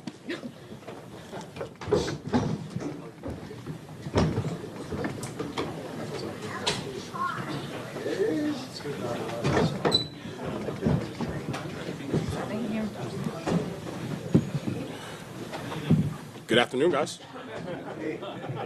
How are you doing? I'm great. Happy to be here. It's been Describe the emotion as you're galloping down the sideline. You hear the crowd cheering. You know the emotion that goes into this game, and to come out and burst onto the scene with that play right away. Just what was the emotion and that moment like for you? It was electric, and we've had so many prayers and so much support, and be able to start the game off like that, it's amazing. I even talked to family and friends, and I just said, look, we're going to be ready today. Our boys are going to play spirited. And just being around all those guys, even though I have not been here a long time, it even motivated me. And you've seen, like, we have 3s on. I had 3 on my thigh pads today. It's been amazing, but all that was for him. And I'm happy for the things that happened to me, but I was spirited. I felt like he was out there with us. Were you amazed at yourself when you returned the second one for a touchdown? Yeah, I've had 2 in one game in Indy, but and it's punt returns, but on the kickoff return, I definitely was running down the sideline. I looked over and saw nobody, and I was like, oh wow, I might really be gone here. And that's really just a shout out to those guys. Both kickoff returns for touchdowns. I think I barely got touched. And that really just goes to show the other 10 guys blocking for me. Hey, you made the play. Josh called it spiritual for the first touchdown. At what moment, you're focused on your job. At what moment did you sense it wasn't just a big return and a big play? Or did you at any point, once you got in the end zone, or what was that like? Oh, I knew about that way before the play even started. I knew this whole game, this whole week, even Monday, I'm on CNN, I'm on local news, ESPN, everybody's talking about DeMar, and I just felt all the love and support. And, everybody talks about family and football, but ever since I've been here, it's been about family. And the Bills Mafia is the best fan base in this NFL. So in the NFL, so it was very, very spiritual, and it was way before I ever touched the field today. But as you're running, are you thinking about what the impact this had on your teammates? They all talked about it. Like, what did you think of that? Oh, while I was running? Yeah. Oh, while I was running, I was just trying to get there. And then when I was getting there, I was thinking about celebrating with my teammates. And, as soon as I crossed the goal line, I thought in my head, like, wow, like, this is our first time since Cincinnati. Like, I'm speechless, and I can't believe, I'm so thankful it was me to, bring that juice, but it's way bigger than me. And that's what I always thought about, and that's what I felt all day. It was just bigger than me and bigger than those 10 guys who did a great job of blocking for me. That Deion Sanders strut at the end of the second one, have you ever done that before? Yes. I did that on my second punt return against Carolina in 2019. I guess it's just, I used to wear 21. I primetime Shawty, I used to call myself that sometimes. So, I just was very, very spiritual with that one. Shawty. My friends used to say that about me. I used to wear 21, so, Jordan has it, and I probably will never get 21 again, but, I still can high step for, Deion. On that first play, without what happened to DeMar, without thinking about DeMar, does that first play happen? I think so. All year I feel like on kick return and punt return, I feel like we've been close. I feel like I've been hitting it hard. Just been a step or two there. There have been a couple times I've slipped and fell on my guys, but even in the meeting, it's been #free Hines. And, ever since I got here, this transition has not been the easiest, but ever since I got there, those guys out there blocking for me on kick return and punt return have had my back. And I've felt spirited since I've been here because I know there's 10 guys out there who believe in me. So I think this punt return, the kick return, I think it was long overdue, and I feel like all the guys out there would say the same. Do you think that shattered the tension this community has been feeling all week? I hope so. In Cincinnati, we learned that, football, a lot of us, we say football is life, but there's so many things that are bigger than that, and, it's just a game. So I'm hoping that, just within this game, it brought life to a lot more than just myself in this community, but just everybody else in this world. Naheem, were you surprised that they kicked it to you after the first one? They continued to? I was surprised after the first one when they kicked it to me, but the second one I knew they were going to kick it to me. So, it's just, it happened. I returned 2 for a touchdown in Indy, and they kicked it to me again. So I was hoping I got another chance. I was hoping I was going to get another opportunity after that. Did you kind of get a chuckle, though, when they kicked one out of bounds? They gave you the ball at the 40-yard line? It was great. My job is, I feel I take a lot of pride as a punt returner, kick returning, and flipping field position or giving the team great field position. So that was, for me, I chuckled a little bit, but I think I just did my job and, secure great field position. Did you see it, or did anyone tell you that DeMar was tweeting about your plays? No, I didn't know till after, but I actually just saw them, and, big shout out to DeMar. Even him, he's been one of the guys who've been most vocal about, telling me free Hines. He told me that every game. So the fact that we could do that while he, in his absence, it's honestly, you can't really make this up. This is wow. That was one of his tweets, free Hines. See, we don't say it every day. Look, we don't say it every day in meetings for no reason. I'm glad it came true. It's a team sport, obviously, for what you could have done today for DeMar. Those 2 kickoffs, return for touchdowns. Do you think you did everything you could for him today? I hope so. And if I did not, I'll keep going until I've done it. But I hope I have done that. And we got to win. So I think we, as a community, I feel like we needed this win. I feel like my brothers in that locker room, we needed just, some great energy and some great vibes. And we had to win this. And even his dad said that. He said, that's what DeMar wanted us. They would want us to push forward and to win against New England. Would you have scripted it any differently? Would you have scripted it any differently? Who, for me? Yeah. Oh, absolutely. Like today, absolutely not. I don't know how many times two kick returns in a game ever happened. So, I'm just thankful. God bless me today. And, the other 10 guys out there, they're really the ones who should be up here. Naheem, Josh was out here a minute ago. He broke down talking about what that play meant to him, especially as the new guy in this organization. What does it mean to you to make that kind of play, to have that kind of respect? Well, like I said, I have not been here that long. So, obviously, I don't know DeMar as well as some other people, but I just remember what he's done for me. And I remember when I was first here, as soon as I got here, I was in the tubs. He introduced himself to me, and ever since then, he's spoken to me every day. And, just somebody like that, and just being around him for 8 or 9 weeks, just seeing how the whole team rallies around him. He's a very, very great guy, one of the best guys in the locker room. I'm honestly just honored to be able to just, have a breath with him, and I think that's just what I think about. I haven't been here long, and I know that, but I was there to comfort my guys and try to be there for guys. That's what I've been trying to do this whole week. Just obviously, I'm not as close with them as other people, but I know that for my 111, for my job, I can support my brothers who know them, who are hurting a lot more than I am. And just what I would say is I think that every person deals with grieving differently, and I felt like my job was just to make sure I could support my brothers. I think usually after a win like that, you guys wrap up playoff seating. It's usually a pretty boisterous locker room. We were happy, relieved. It it was great. You know, we haven't played in 2 weeks really, and after the incident, it was tough. But I think we've done a great job, and even Coach McDermott has done a great job of understanding us. Even throughout the week, they said, look, if you need a minute, we'll give you a minute. So I think just, you know, everybody in this organization, coaches, general manager, and player down, we've all had each other's back. And I have never seen anything like this since I've been playing football, and I love being here, and I'm so happy to be a Buffalo Bill. Naheem, where does this rank for you in most memorable football games you've played in? I'd probably say honestly, it's probably my favorite memory. You know, I got traded in the middle of the year. It's been, you know, I've had a very interesting year. Just life's been up and down for me, and you know, this is a big day for me too. You know, I've been just trying to get opportunities. You know, it's a great team, and I'm here late, so I'm out there just trying to make the most of every opportunity. So I'm happy I was able to do that, and for a great team and a place I really wanted to be. Hashtag Free Hines.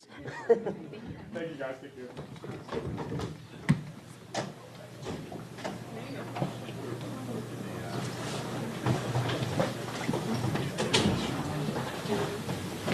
It's like 2 months.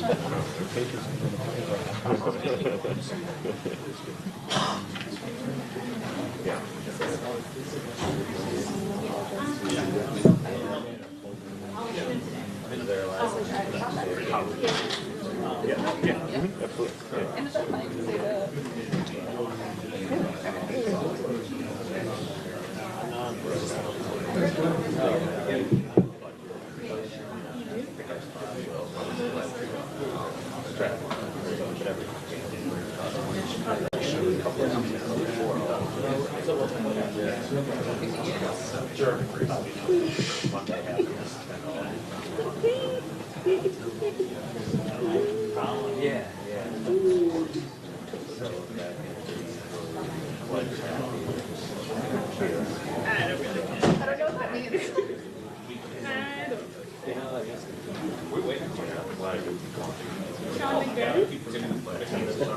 It's a move. I actually realized. Yeah, like a little bit more laid back.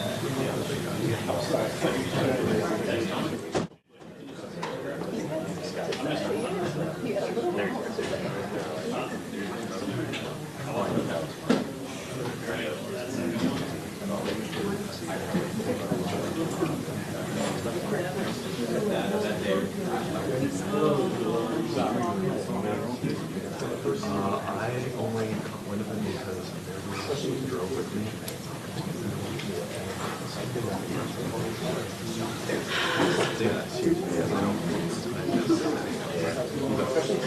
I only scrolled to see the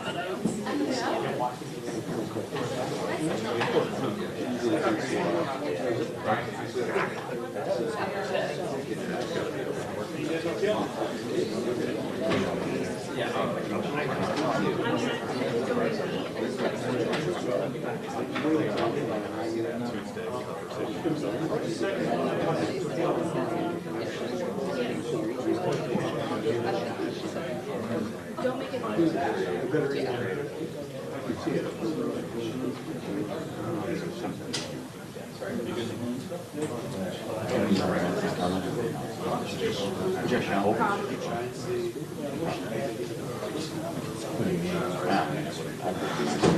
But I can do it. I got it.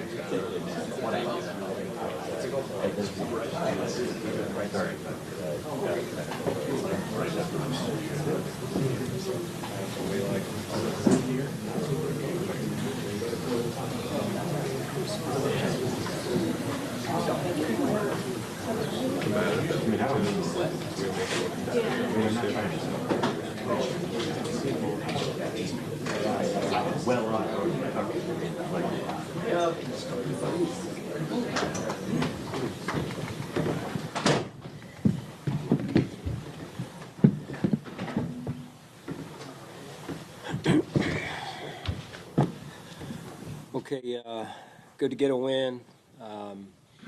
Really appreciate the crowd and their support. I thought the guys did a great job. You know, what courage it took for them to go out there today and the way that they handled it. Just very impressed by them and our team, including all the staff. Back and forth game. Give credit to the Patriots. They had a good plan and did some really good things. And at the end of the day, we were able to come out with the win. And really excited to watch Naheem with that opening kickoff for a touchdown. Happy for him and well executed there. So the time's yours.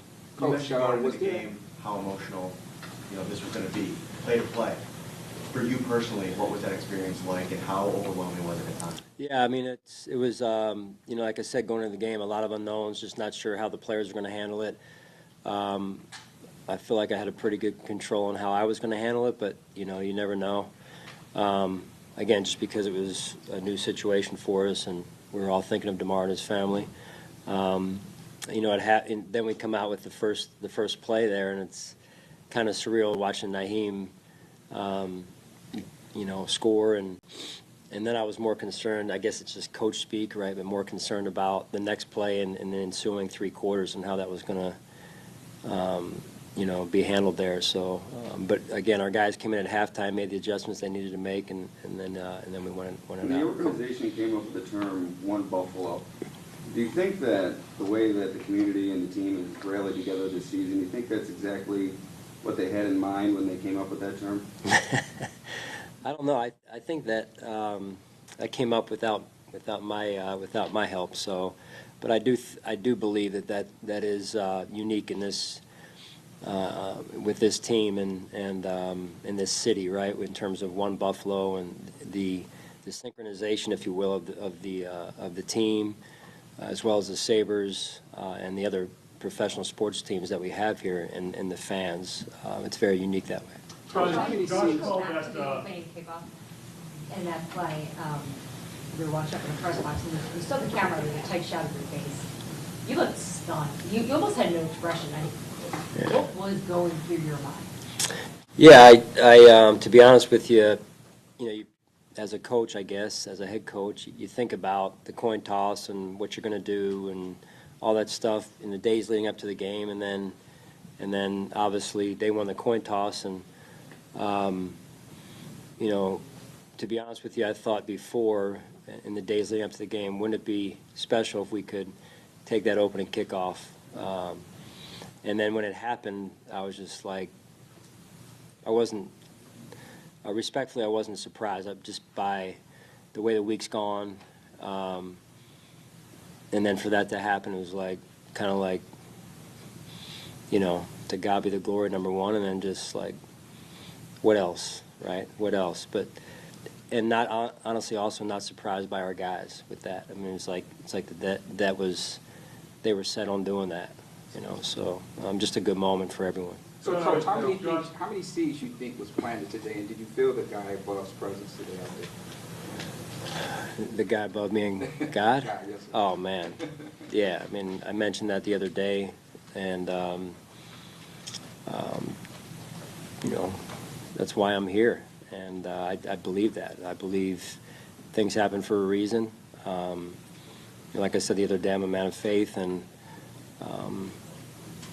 just fun to watch and be around a good group of people that work so hard towards a common goal, and they care so much, in this case, about DeMar and all their teammates. So it's, like I said, God is so good, and I believe, obviously an unfortunate situation, but God has shown himself through this situation in so many ways.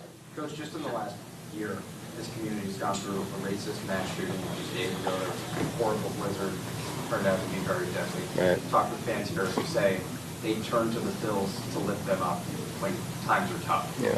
This past week, was it the other way around? Was it the community lifting you guys up?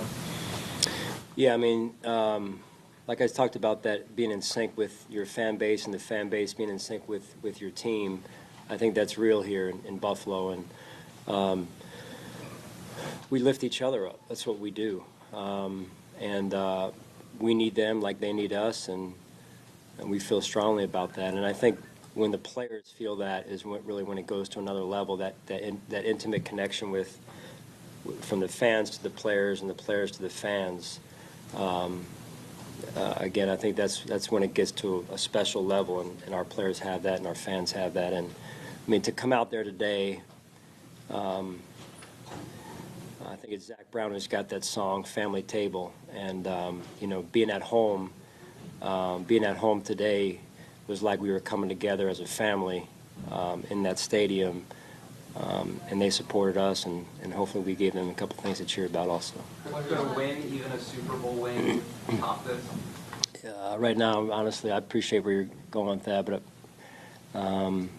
focused on one game at a time right now. Players said DeMar was on the phone with you guys post-game. Yeah. Yeah. Yeah, it was great. You know, the power of technology anymore, that you can, you know, FaceTime a guy and they can see him, and he can see us, and for him to break down the team, I thought was pretty cool also, and you know, we can't wait to see him. Sean, how did you? When did you guys know for sure that DeMar was going to be able to watch the game today? Well, I'll just speak for myself, Catherine. I knew, I had texted with him last night, and he texted me this morning and said he would be watching and locked into it. So for me, that was confirmation, my first confirmation. But I guess I kind of, just based on his progress, I kind of figured he'd be able to watch it. Sean, how did you think that Dean did stepping into the lineup under those circumstances? Yeah, I thought he did some really good things. You know, his rapport with Jordan back there looked like they were working pretty well in tandem and communicating and everything. So, you know, just overall, big picture-wise, I thought he did some really good things out there. Sean, you said you were thinking about that John Brown gave a multi-cover touchdown to Denny. Did you see that or hear about that? I heard about it. Yeah, I didn't see it. But again, you talk about the people quotient, and we've got good people, and our players are guys that do things the right way. And for that to be on John's mind, I mean, I don't know John's numbers over the last year and a half, just overall in terms of what passes he's caught, what touchdowns he's caught. But for him to make that play, number one, I mean, this is a guy that hasn't played in a number of weeks, and that was a difficult play to make, and he made it. And then to have the wherewithal to go to the sideline 15 seconds later and hand the ball to the trainer, I think says a lot about who he is. Sean, you said you were thinking about it in the week leading up. If you had won the toss, what would you have done? Deferred or taken the ball? We were going to defer. Yeah. I probably shouldn't say that to you guys. But. Sean, any thoughts before the week of, I know it's a playoff week, so it's tough. Yeah. Any thoughts of maybe getting back down to Cincinnati and seeing the next experience?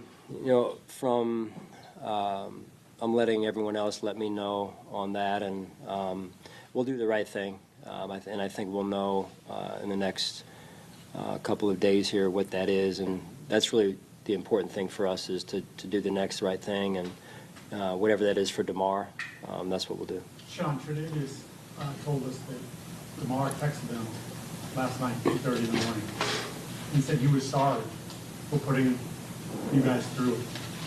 What does that say about the guy that's in the hospital then, who's apologizing to his teammates and to the rest of them? Yeah. Not surprising. Emotional to hear that. But not surprising because of who DeMar is and how unselfish he is, and what a great person he is. I mean, you guys see the pictures of DeMar, and he's got such a special smile and kind of that twinkle in his eye when he looks and he smiles, and he just brightens up an entire room. So he's just a special person, and so it doesn't surprise me that he would think of others before thinking of himself in that way. And then with Trey himself, very emotional. I don't know if you saw his comments yet. Fought through it this week. You know, he said he can't wait to just hug him. Yeah. What's it been like, just, you know, he's a leader of your team, just seeing him going through this week? Yeah. That again, all these traumatic events are somewhat different, right? Because very few are the same. And I think for those guys, our players, being on the field when that unfolded was a unique situation. And so then not only moving forward to play a game, but also them being in the game, I think was an added dimension. And I should go back to the other comment or question about DeMar. Like, DeMar should in no way, shape, or form feel bad or apologize for him putting his teammates through this. I I think we would all agree that God's hand is in this and has been in it from the first moment. And I think, and I should say this, when you watch how at times divided we can be as a country and a world, I think the thing we all recognized this week was when people can put love first and people first and come together, how powerful this country and this world can be for the good, and the amount of love that they have, that people can have for one another.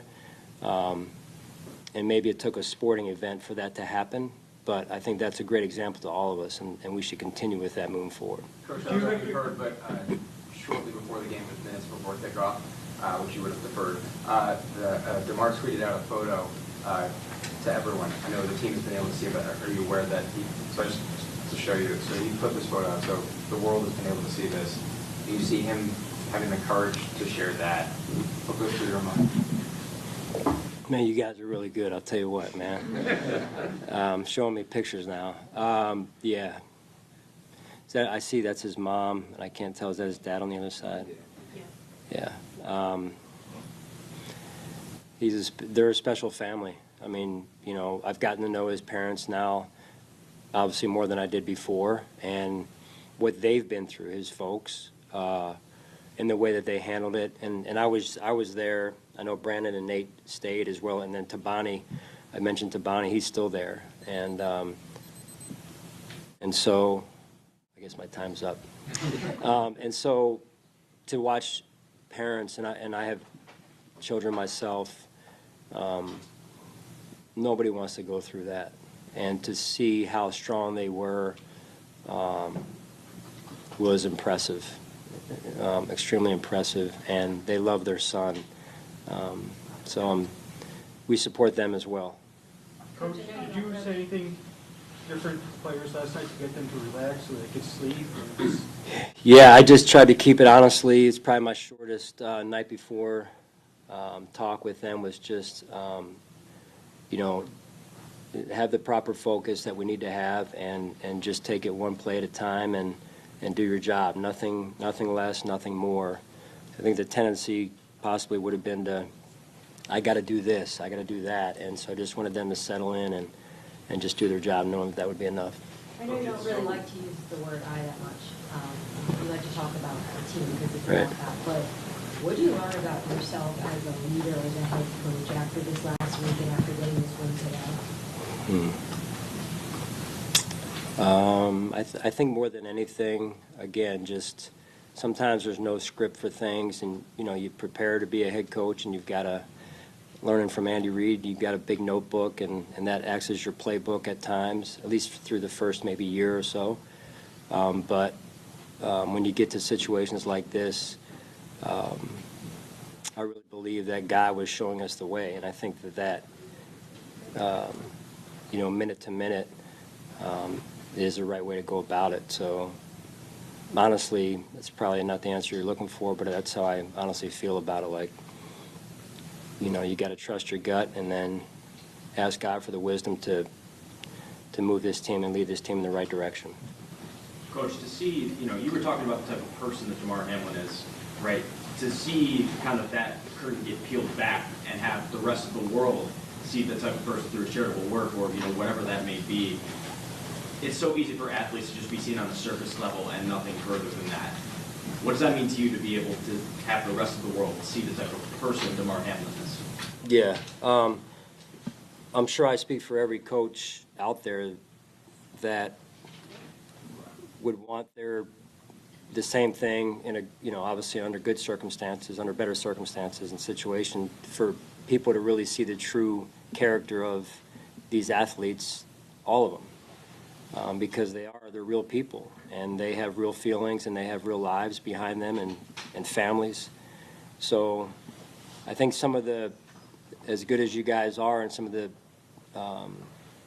things that you put together to document some of the athletes' lives behind and off the competitive field and out of the competitive arena it helps with that, and I think they deserve that. All right, thanks, guys.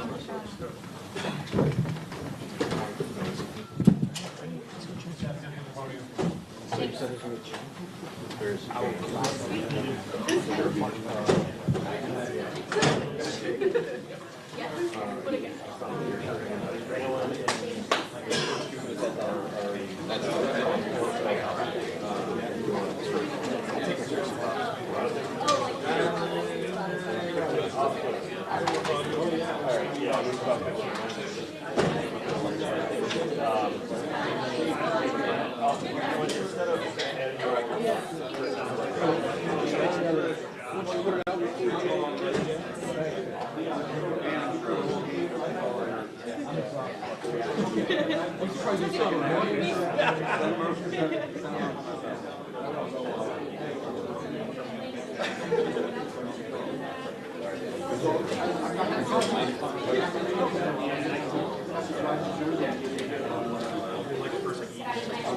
Perfect. Yeah, just let me know where you start. I'll just wait for you. I'll go over like 7.5, 8 minutes and grab a question. And then instead of interviewing the trainers, just complicate things. One step to okay. All right. Yeah, that'd be ridiculous.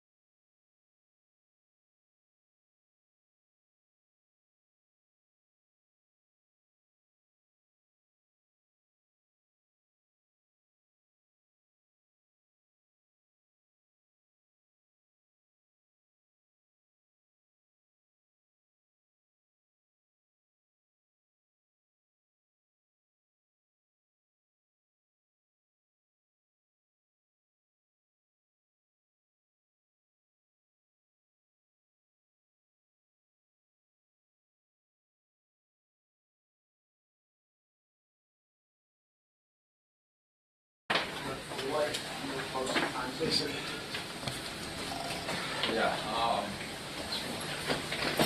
just race. And there's no voice, good job, in my opinion. Just play the game for one thing, and that's to hold up that trophy at the end of the game. And, you know, so proud of some other things, proud of the way we fought, and, you know, fought all year at times, but, you know, at the end of the day, it was good enough. Every year's different, Dave. Obviously, we all ended last year here. Records are what records are. You feel the team's in a better place now than it was this time last year? Yeah, I think so. I mean, that's, you know, it's hard to say. And yeah, I thought showed some good mental toughness today. Obviously, I mean, you know, especially with kind of, you know, we knew it was going to be an emotional game for them, emotional environment. And, you know, 4 seconds into the game, you know, we're down, and you know, battled back, kept fighting, tried to answer every time, just didn't answer at the end.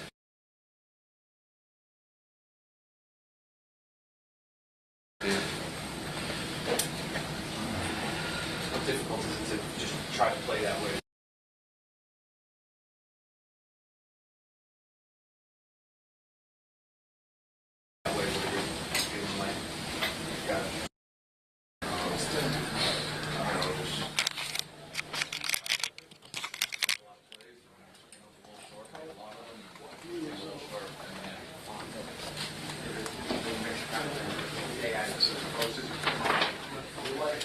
folks some time, please.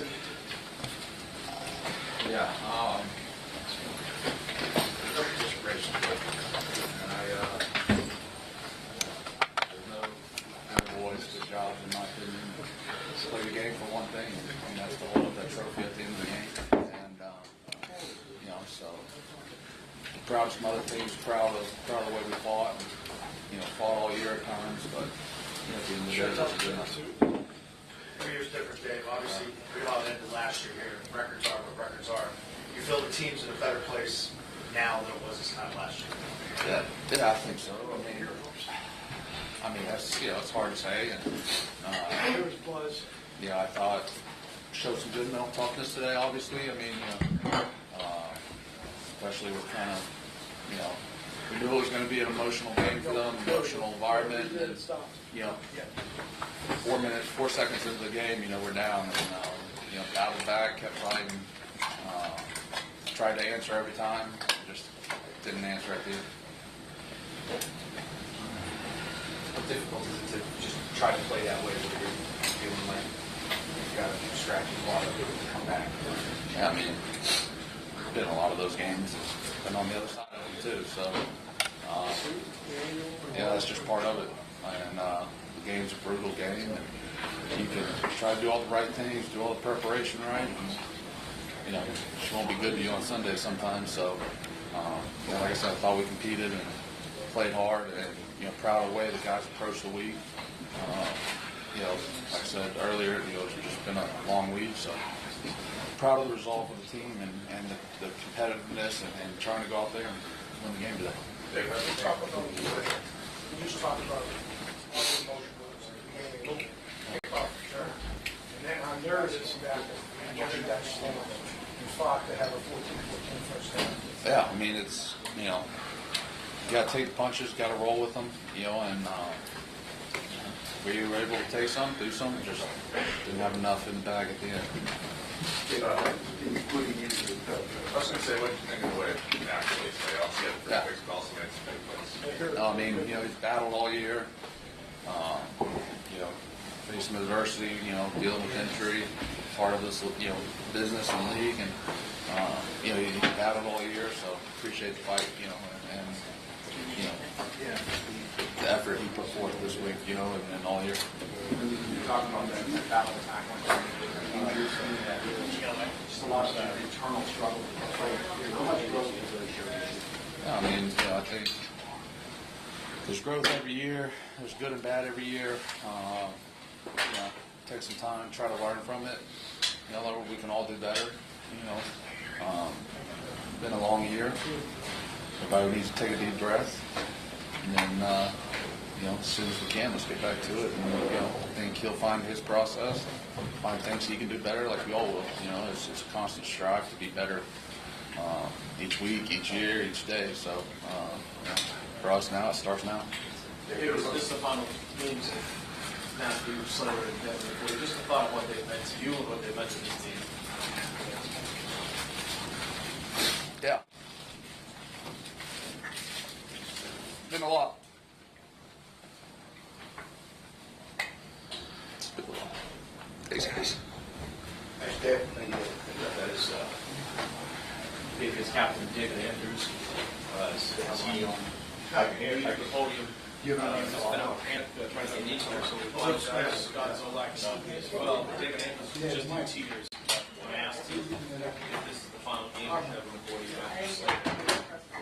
it's everything. It's one of the football, all the office field stuff, locker room. I did a lot of stuff with those guys in the office, sharing stuff. They're going to talk all this stuff over and figure out what they're going to do moving forward. So if it comes to transportation, captain Matthew Slater to the podium. And Matthew, just a thought on the tough loss, but also it's kind of going through your mind here. So I don't know, there's a lot going through my mind. Obviously disappointed with how the kicking game went today. I'm just a little bit shell-shocked. So, trying to process that. I just feel like we didn't give our team a chance to win the game, and that's very disappointing. So, I think that's what's on my mind the most right now. When you came off the field, obviously, emotionally, very emotional. Now, have you played your last game? I'm not sure. And I don't think it's fair to the guys in that locker room to just talk about my personal situation. What it's meant to you then? This season, do you think you guys got better as you went on? And you certainly battled on a tough day emotionally. Yeah. Just following your season and what happened? Yeah, look, I know we're all disappointed with the way that it's ended, but, I feel like we built a lot of character this year.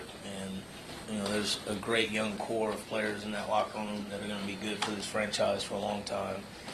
And I certainly hope that, I always say we'll build off of that, and that our future holds better things in store, and I believe that it does. So, as frustrating as it is right now, I think, the future's bright. It's not just when you lose essentially a playoff game by 12 points, especially if you go by 14. Yeah, it's hard to process. Been playing this game a long time, and never been a part of anything like that. So it's obviously very, very disappointing. And as a captain of that unit, I feel like we cost the team the game. So it's very difficult. The idea of leaving it all on the field, I know there are decisions made, but what kind of sacrifice, what kind of time did you put into football? Yes. Sorry. Given it everything I've had, my dad told me when I was young, if I was going to play the game, that there was a certain way to play it, a certain way to go about it. I tried to make him proud, represent his name the right way, because that's how he did it, and that's what it's always been about for me. What do you love about the game? Love everything about it. The competition, the brotherhood, the struggle, the ups and downs. But for me at heart, I'm just a kid who's following his dad's footsteps. And that's been the most special thing for me, is to do what the most important person in my life as a young person did. And that's the biggest honor. David Andrews has gotten pretty emotional and asked about you and Devin, regardless of what the visuals for you. What has David meant to you as a teammate? He's my brother. We've been through a ton, and football aside, we've done life together.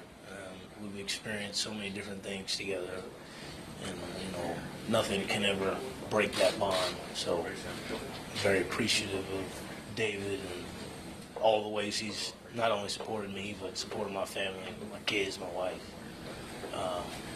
He's through and through a class act. What did the Kraft family tell Chester? And they gave a kid an opportunity that not a lot of people would have given an opportunity to. And, they gave me a chance to pursue my childhood dream, and I'll always be indebted to them for that. And I'm just very thankful for the experience they've given myself and my family. And I can't thank them enough. I really can't. It's been the experience of a lifetime. Sounds like you got a lot of wind in you. Kid from Southern Cal, right? Yeah, I think we're here for good now. I get like I was saying last week, all 4 of my kids born here. The oldest 2 are in school, so this is home for us now. Some people will ask, how those returns happen. Obviously, Brandon wasn't there. But as someone going to the stage, Yeah. how much are those? Yeah, look, we just didn't do a good enough job using our hands and getting off blocks. It comes down to fundamentals. You got to be able to shed a block. You got to be able to diagnose a return and avoid to the ball. And we just didn't do it. And it's very disappointing that it shows up in this setting. And it's just, you just feel like you let the team down, and it's very disappointing.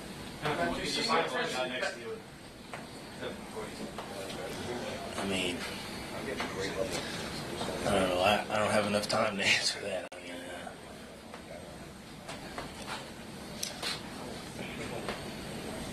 he gonna make fun of me later for being up here crying and stuff. I mean, no one I've ever played with has impacted my life more. It's simple as that. Appreciate it. Captain Matthew Slater. Sounds like good morning. Just your thoughts, what are your emotions right now? It's a tough defeat, and a lot of people wonder whether this is the last game you play. Yeah, man, it was tough. You just get in the middle of the game, man, and you're just not thinking, you're not thinking about the end. We played tough today. Obviously, the kickoff return is really uncharacteristic of how we played this year. I don't know, man, it's hard to put into words. I think the fight of this team, I think going forward, there's a lot of guys in that locker room that I would play with on any given day. I think the saddest part for me is just, man, watching the growth of that defense from last year to coming in this year, and, some questions about what we could do, losing JC and Steph. In the secondary, I look at, John Jones and, last week Miles playing outside.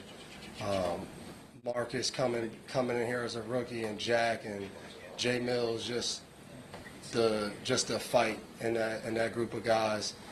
Always undersized each week. And then, I think just our safety room of 4 guys just coming together and finding a way to all coexist and make a good group. It felt like we had it going today, and I think that was probably the bone-crushing thing about today. A lot of people saying that if this was your final game, I mean, how proud are you of the effort? I mean, it's essentially, then you went to battle for that fumble recovery, no question about that. How proud are you of that? Yeah, me and Jude was on the bottom fighting for it. It's just the type of time in the season where you just got to fight. It didn't hit me until, sitting there and they're taking a knee. Of just the emotions, everything that comes in, and you go through a season, and not knowing your future. I just said to myself today to just go out there and give it my all and see where that got me. So, always proud of, my effort to go out there. And I never take for granted what it means to stand in front of other men and lead them, and other guys look to you. And I always thought, my rookie year, Lee Bodden was here, and Lee Bodden said to me, he said, I really don't care what other people think of me. I've always wanted to play this game to get the respect of my teammates and the respect of my opponents when I play against them. And I think about my career, and him telling me that as a rookie meant a lot. And I based my career on that, of playing against guys and guys understanding, me playing the game the right way, trying to be a team player, trying to be a guy that can play anywhere on the field, every snap, and most importantly, for other guys in the locker room to look at me as a mentor. And you guys just heard Slate, what he's meant to me as not just a teammate, but someone to look to, someone to kind of mold my life as I grew and got married and had kids. Just to always look down the locker room and always know that he was there. We're gonna have to always keep in touch and FaceTime and stuff, but you just start to, as you get older, you think about all those things each year, not knowing if it'll be the same. Devin, when you say that, it makes it feel like there's finality there. You're not banking on you guys being together again next year. Is that sort of in your mind, or is that just because you don't know what's going to happen? Yeah, I think it's a little bit of both, man. Like, he's 37, I'm 35. You can't play this game forever. There's a big unknown with all of that, even what we decide, or even what other people decide, if you still are able to play somewhere and figuring that out. But I just always think of being in these moments, you don't want to walk away and not be able to speak about what people have meant to you in your life. And he's just been phenomenal for me.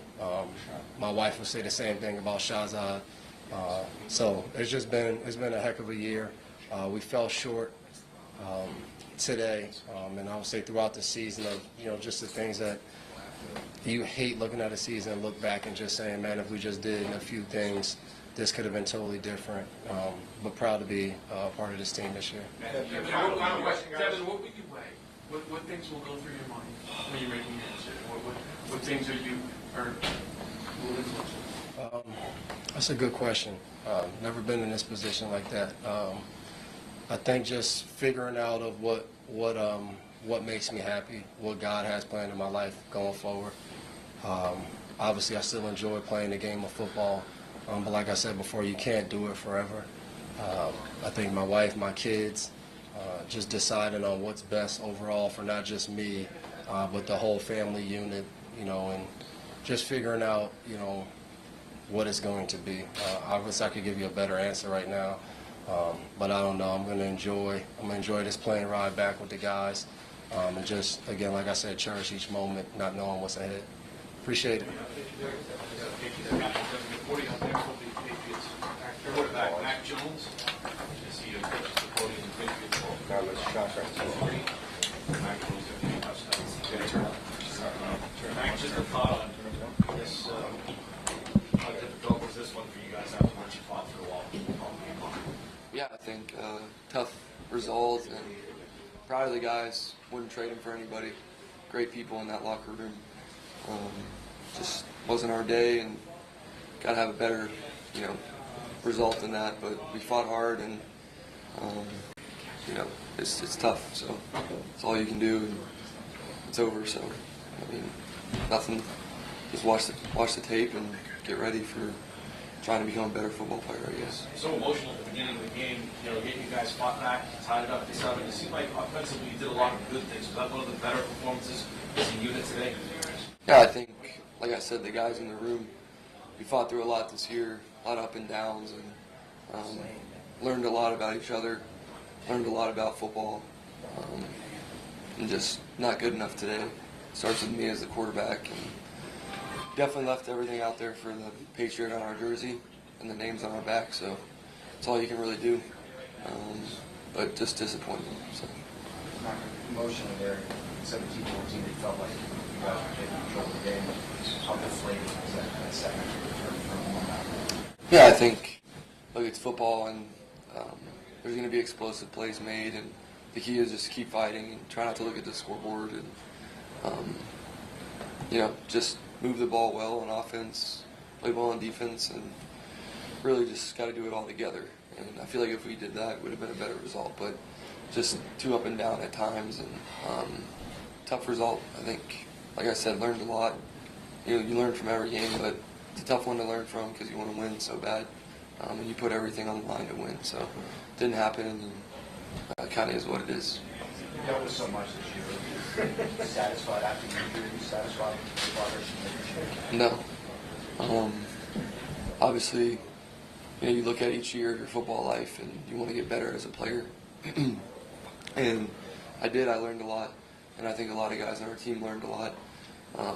But was not the progress that any of us wanted to make. So it starts with me, and not to talk about last year or anything, but it's the same story here. Just towards the end of the season, we have to play better, have to win this game to get a chance to move on, and that's how every season's going to be in the NFL. You either get close to making the playoffs and you got to win out, or you get there and you either win or go home. So couldn't do that today, and just proud of the guys. Like I said, it's just tough because we had such a good group of guys, same group.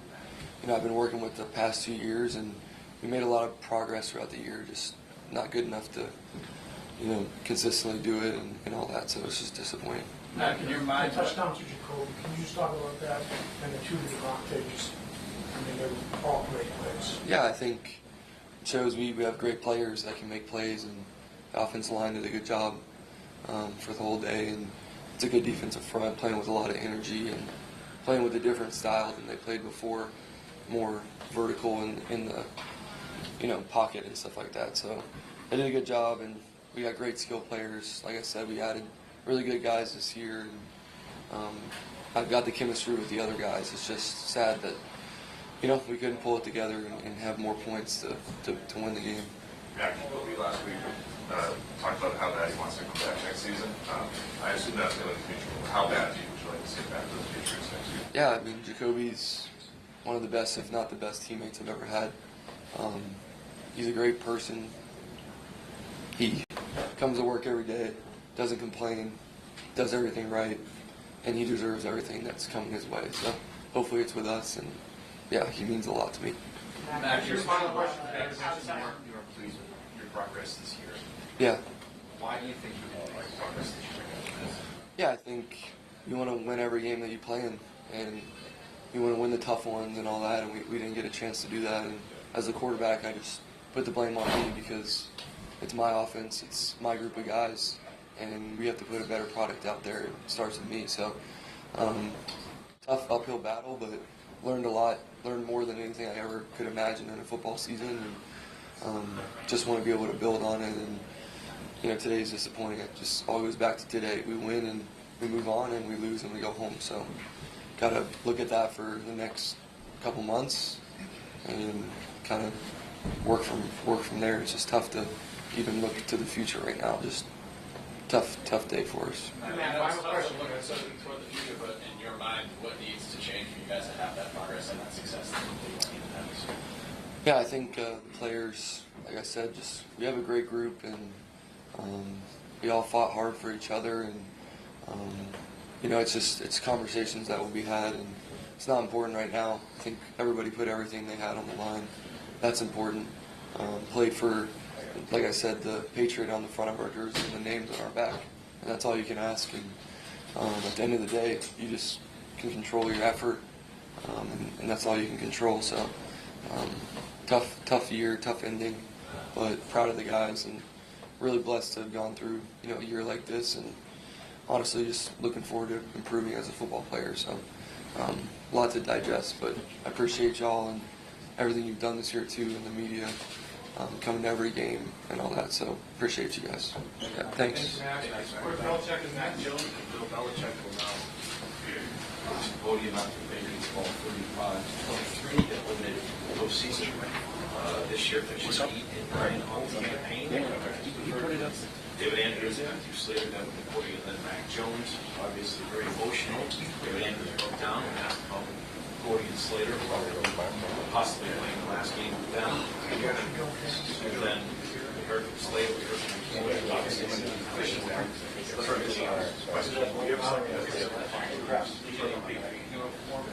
Mac Jones, since I've used it, receptions as well. Anytime wait for Bill Belichick, we should be here momentarily. Reese, Mike, just a quick thought on what the emotions are like here today. Particularly with David Andrews, not his leaders.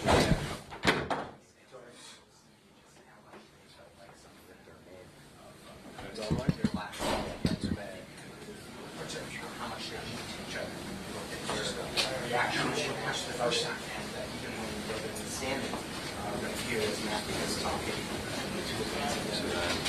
Just Matthew having to hold himself, David struggling in your question about Devin and Matthew. So a lot of bonds in that locker room in the finale of the season ending. I know. All right, so now they just sort of stops. Just sort of fly out. now they don't see that. You're not going to do your trade change on work. We can do it. And then they wait Bill Belichick, we're still okay there. Motion today, kickoff return, also playing the Patriots, trying to get back into the match. No, he was going to kick off, obviously, discipline, listening to Matt, better job of taking hands and, you know, some of those blocks. Watch that play, you can think to yourself, this could go in the wrong direction.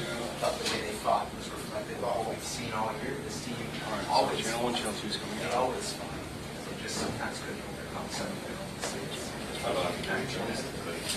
you good? I'm sorry. I thought so. You know, a few interceptions that they were situational and forced the ball at one point. A couple of them got in the air. The last one with Damian Harris. I thought his decision making was sound. There were things there that got to be rolled out all the way because they just heard from him. I traced about his progress. He said no. Look for him to try to take that next step. I thought he certainly was at the top of the list. Handing off the problems that they have is their seat within the business. Thanks, Mike.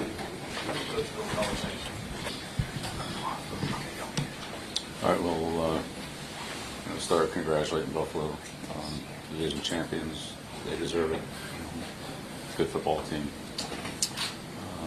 Today we missed some opportunities. Gave up four big plays. Pretty much over 3 in the right area. So, had some opportunities we need to do better with, and gave up some big plays that were, along with some other things, made a difference in the game. So, proud of the way our guys competed and prepared, but in the end, collectively, players, coaches, that's what I'm getting up today. So that's about it. On the opening kickoff, what did you see as the breakdown that contributed to that result? 2 breakdowns. 2 breakdown looked prior to kickoff. Both. What were they on the first one? Yeah, we'll just leave it at that. Bill, you knew there was going to be a lot of emotion in the stadium today. And even after that kickoff, are you proud of the way the guys sort of fended that off and fought and left at halftime time? Yeah, like I said, it's proud of the way our guys compete.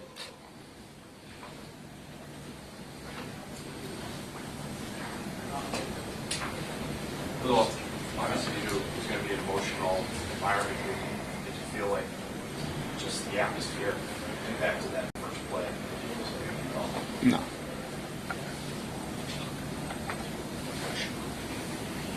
I know soon, I didn't look back on this season, obviously disappointed not to make the playoffs, but kind of your thoughts as you head into the offseason now. What happens this year? Deal with this game, we'll deal with all that later. I don't know.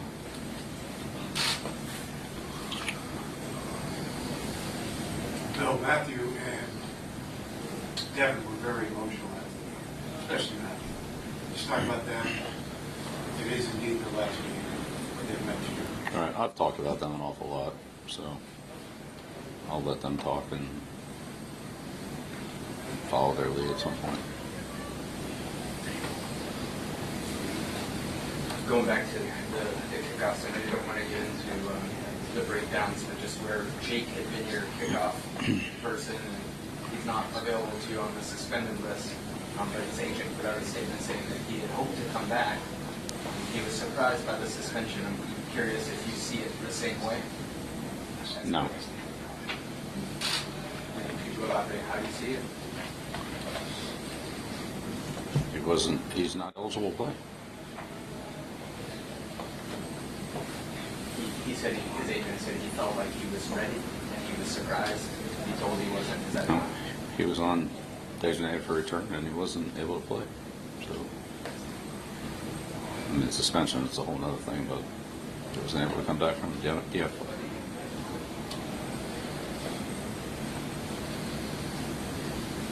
So he wasn't unavailable because of the suspension.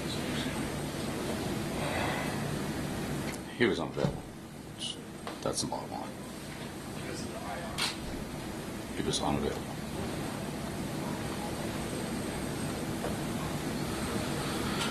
What did you think about the way your secondary competed against now? Obviously, you mentioned the 2 big plays through the air. It felt like they had some possibilities. I think I said at the beginning, I was proud of the way our team competed. I was proud of the way all of our players competed. In the end, we didn't make enough plays to win. They made some big plays. Bill, what does it say about that in a position like this? And he comes up with an interception, fumble recovery, doesn't pass his play. And it's been a great player for us.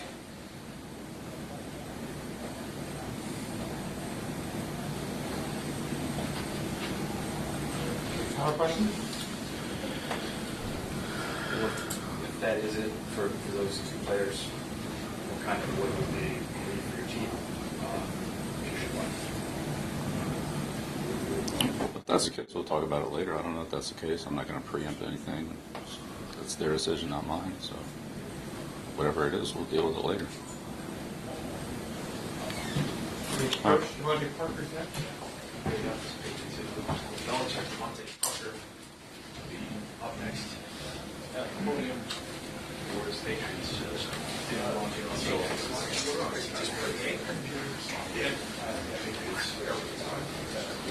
Ball this one by 35-23.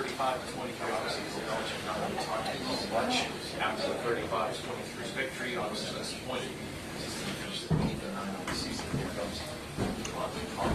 Devontae, what was that like for you guys today? Obviously, you come up where you wanted to with the result. What was it like to battle the emotion at the start and everything else, and then kind of get it going? I say, we came in first half. We executed well like we were supposed to, like we know we could, and with the emotion, you feel the emotion in the first part, but then it was game on, it's time to play, and this is what we were doing. How did you feel the offense responded today? It seemed like you guys played pretty well overall as a unit. Yeah, I think we did pretty good today, moving the ball, running game, passing game. We did a good job, just driving down the field. Monty, you talked about the emotion at the beginning. Obviously, this was a unique situation at the beginning. Then they had that 100-yard kickoff at 96, and you guys responded right away. How proud of you of the way you guys responded to that? I was very proud of the offense, the way we responded. We did a great job, just driving the ball down the field. And I don't think we had any penalties either, so maybe toward the end, but before that, no penalty helps out a lot. It gives us a chance to move the ball down the field a lot easier. Devontae, this is the first time we've had a chance to talk with you since you were with injury in Arizona, I believe. How are you feeling? I'm feeling good now. Is there anything about that situation that you want to address, or that? Nah, I'm past that. It was 3-4 weeks ago.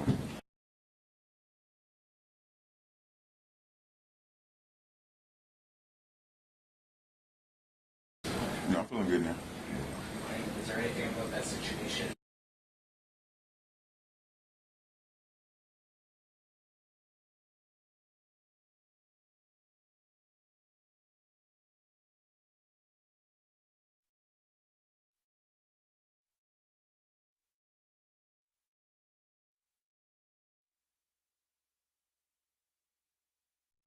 Ball this one by 35-23.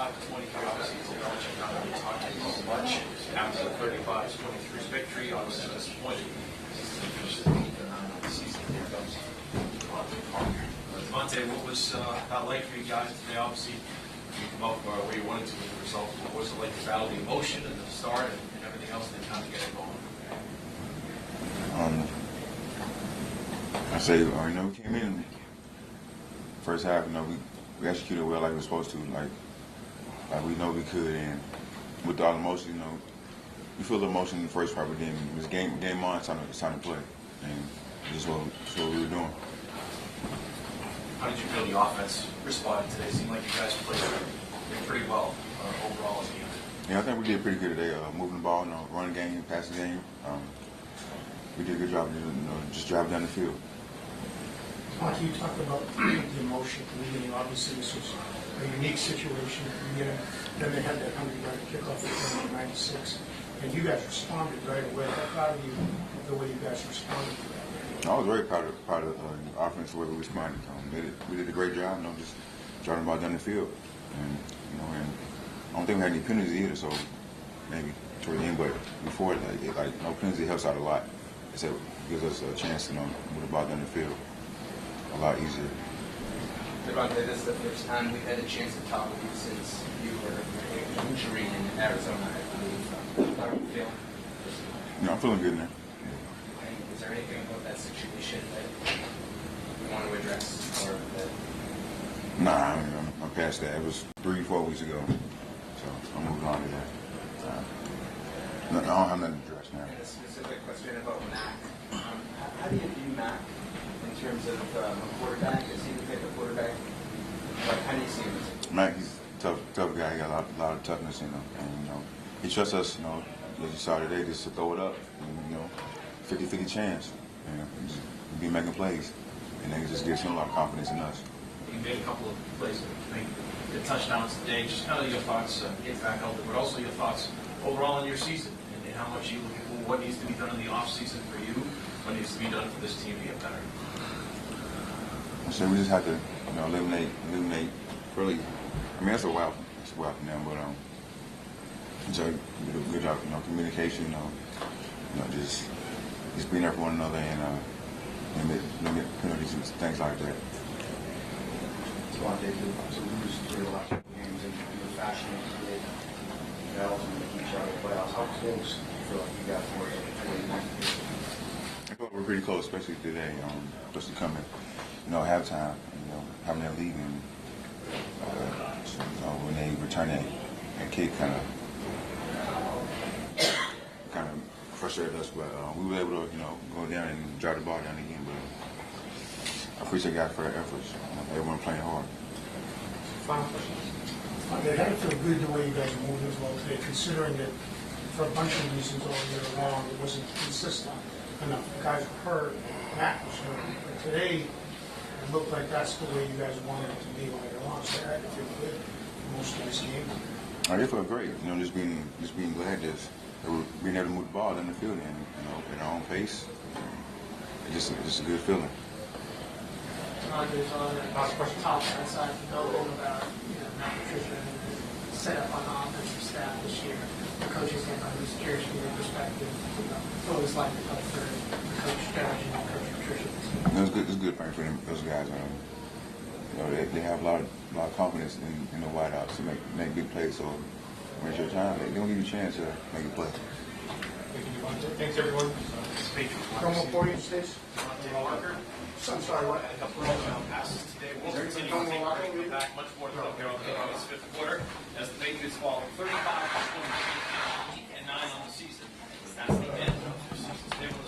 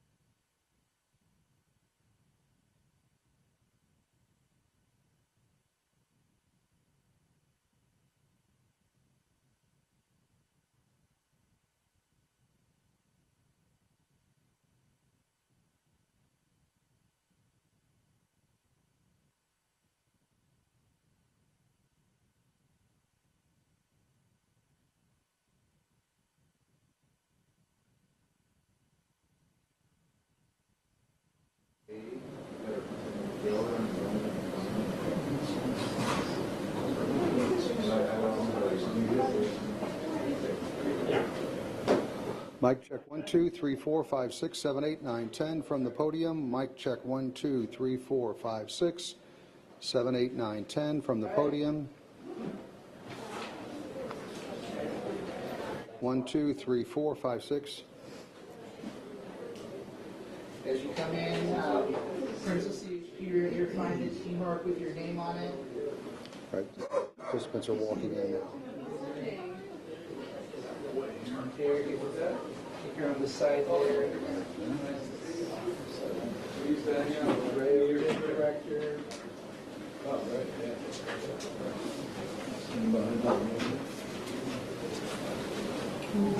Yep, here. Carla, Wade, Chief Deputy right here. Thank you.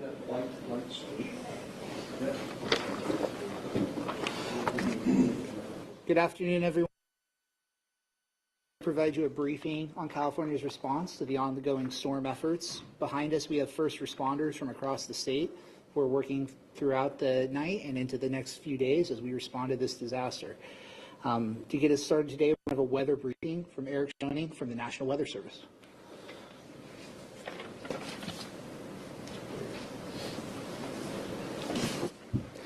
Hello everyone, Eric Schoening here with the National Weather Service. A strong storm system is moving into the state of California.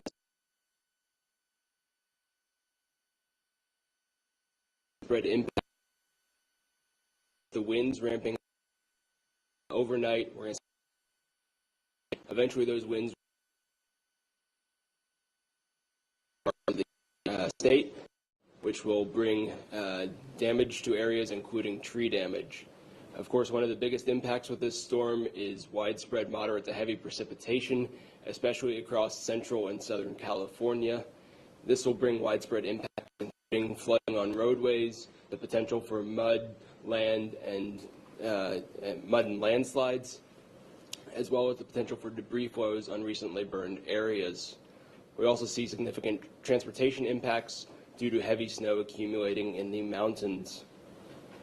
So this is a very big storm, very widespread impacts across much of the state that we're hoping that Californians will keep an eye on days. With that, I will introduce California Department of Water Resources Director Carla Nemeth.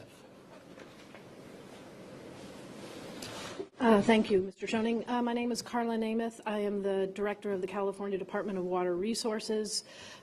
We are also tracking the significant storm events. We are into atmospheric river number 5. That will begin tonight and last through Tuesday. We are also forecasting a subsequent atmospheric river later in the week. Possibly January 12th through 14th. So this continues to be a long duration event. We also have additional updates to our forecasting revolving around geographic landfall of this particular atmospheric river event, a shift from the North Bay area to a little bit further south in the Southern Bay area, and moving easterly through the Central Valley. We have adjusted our flood stage projections down from an original 17 systems that we were watching very closely to 11. We are working very closely with local county offices of emergency services to make sure those communities are prepared in the event that we do experience flooding. If you are anywhere in California, we also urge you to stay connected to your local Office of Emergency Services. They will advise you of evacuation warnings in your area if that pertains to you. Given the ability for these events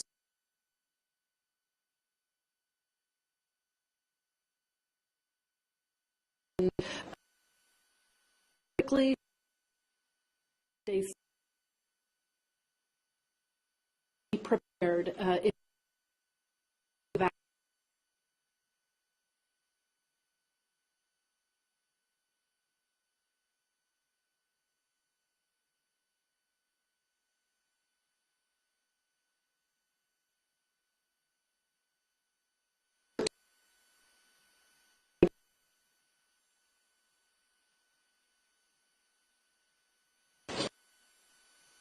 Secretary Nemeth mentioned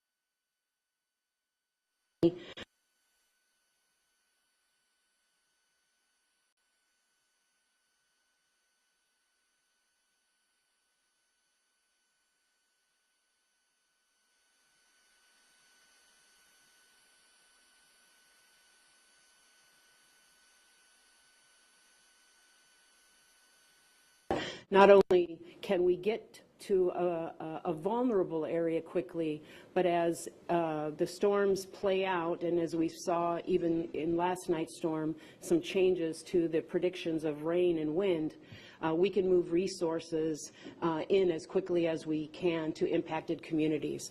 And the resources are swift water rescue teams, OES fire engines, high water vehicles, CCC crews, sandbags, sand, and as well as commodities from the Federal Emergency Management Area, sheltering communities.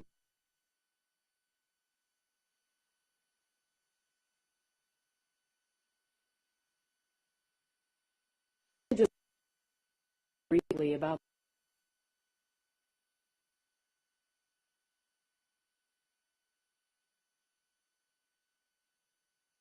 any more deaths in this flood storm since December 31st than we had in the last two fire seasons of the highest fire acreage burned in California. It really is representative that our behavior is really representative of how we can keep ourselves safe. Water rises quickly. Water cuts out evacuation routes. A car can float in 12 inches of water. So it's really, really extremely important that you stay vigilant, you listen to your county emergency alerts, that you heed the warnings of road closure signs, that you don't walk, drive in water that you can't judge the depth of, and to stay vigilant with an emergency plan, be ready should power outages, which we know will happen in a significant way over these next several storms and possibly compound over the storms that are coming. So I just want to ensure that folks are being vigilant about what they do and the decisions that they make. And if you are asked to evacuate, please, please heed those instructions from your local emergency officials. And now I'd like to turn it over to Wade Crowfoot, Secretary of Natural Resources. Thanks so much, Nancy. Clearly, Californians are no stranger to these big winter storms coming off the Pacific, although at the same time we know these storms are supercharged by climate change. And given this well-recognized threat, California is quite organized to address the vulnerabilities, the threats that we're seeing now. I want to share a little bit about how our state agencies are working together to prepare for the coming storms, even amidst the storms we've already experienced. Our state federal Joint Flood Operations Center is fully operational on a 24-hour basis, based here in Sacramento. That is where the flood experts in the state are located, bringing in information on river levels every 6 hours, 24 hours a day, connected to our local flood authorities to understand what needs local communities may have to address. That Flood Operations Center is working hand in glove with the State Emergency Operations Center, which where we are now. And the State Operations Center is, of course, deploying those resources, those personnel to both prepare and pre-position, as Nancy mentioned, the equipment, the personnel across the state, and then to be able to respond very quickly. We also have additional departments that are figuring in all day, every day over the last several days. That includes the California Conservation Corps, 1,300 Corps members strong, 56 crews being deployed across the state for the flood fight. Our CAL FIRE personnel in all local units are ready and able to respond to emergencies as they evolve, and in fact, several are right now. Our state parks personnel, same, engaged on a regional and local level addressing needs, even as 85 state parks are either fully or partially closed. Now, investments that our state leaders have made are coming to bear in real time here during the drought. The governor, the legislature invested hundreds of millions of dollars in so-called atmospheric river research to better understand this phenomenon of intense storms coming off the Pacific. Believe it or not, thanks to this investment and a partnership with the federal government and the U.S. Air Force, there is a C-130 that has actually been flying off the coast into this atmospheric river to collect data in real time that's feeding into these evolving models to give us a better indication of how intense these storms will be and where they will hit. State leaders have also invested over $700 million since 2019 in flood infrastructure. That's things like strengthening levees, expanding weirs, which is coming to bear. And that state investment attracted over about $2.4 billion of federal investment that has gone into strengthening our flood protection infrastructure. But look, let's not sugarcoat it. While we are deploying some of the world's most advanced technology to predict the threats we now face, Mother Nature is full of surprises. So it's clear that we have to be ready. So I'll conclude with 4 things that we can all do to keep ourselves, our families, our communities safe. First, stay safe, stay dry, and stay home. If you don't have to be traveling during peak periods of the storm, please don't. Be prepared for power outages and other interruptions. Have those flashlights, the candles, batteries, charged cell phones at the ready. Number 3, check on a vulnerable neighbor. Seniors, the homebound, we have to protect each other and keep each other safe during these intense storms. And then lastly, follow emergency directives. We have professionals that know these threats well. We have public safety personnel that are working 24 hours a day to keep us safe, and we help them by following those emergency directives. So with that said, I will turn it over to my colleague, Major General Matthew Beavers of the California National Guard. Thanks, Wade. I wanted to give you a sense this afternoon of the scope and scale of the Guard response so far. Right now we have 28 high water vehicles arrayed across the state to help first responders, both local, state, tribal, county, folks to ensure that they can navigate in waters that potentially locals can't do. In addition to that, we have 3 rescue helicopters also currently deployed, 2 here and 1 in the Bay Area, 1 up north, so actually 4.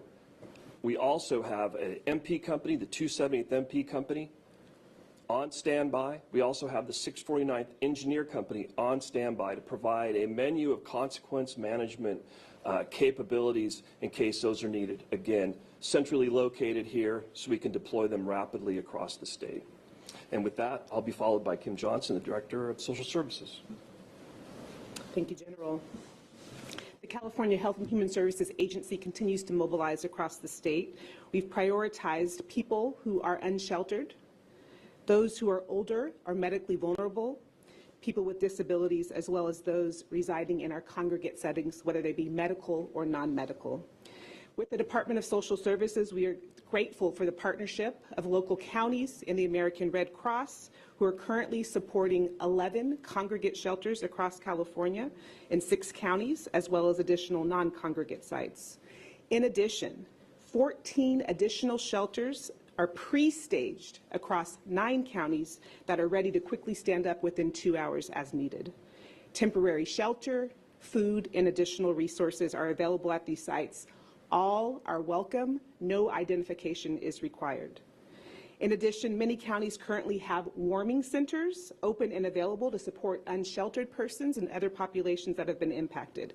You can check local county websites as well as www.cdss.ca.gov to find these locations.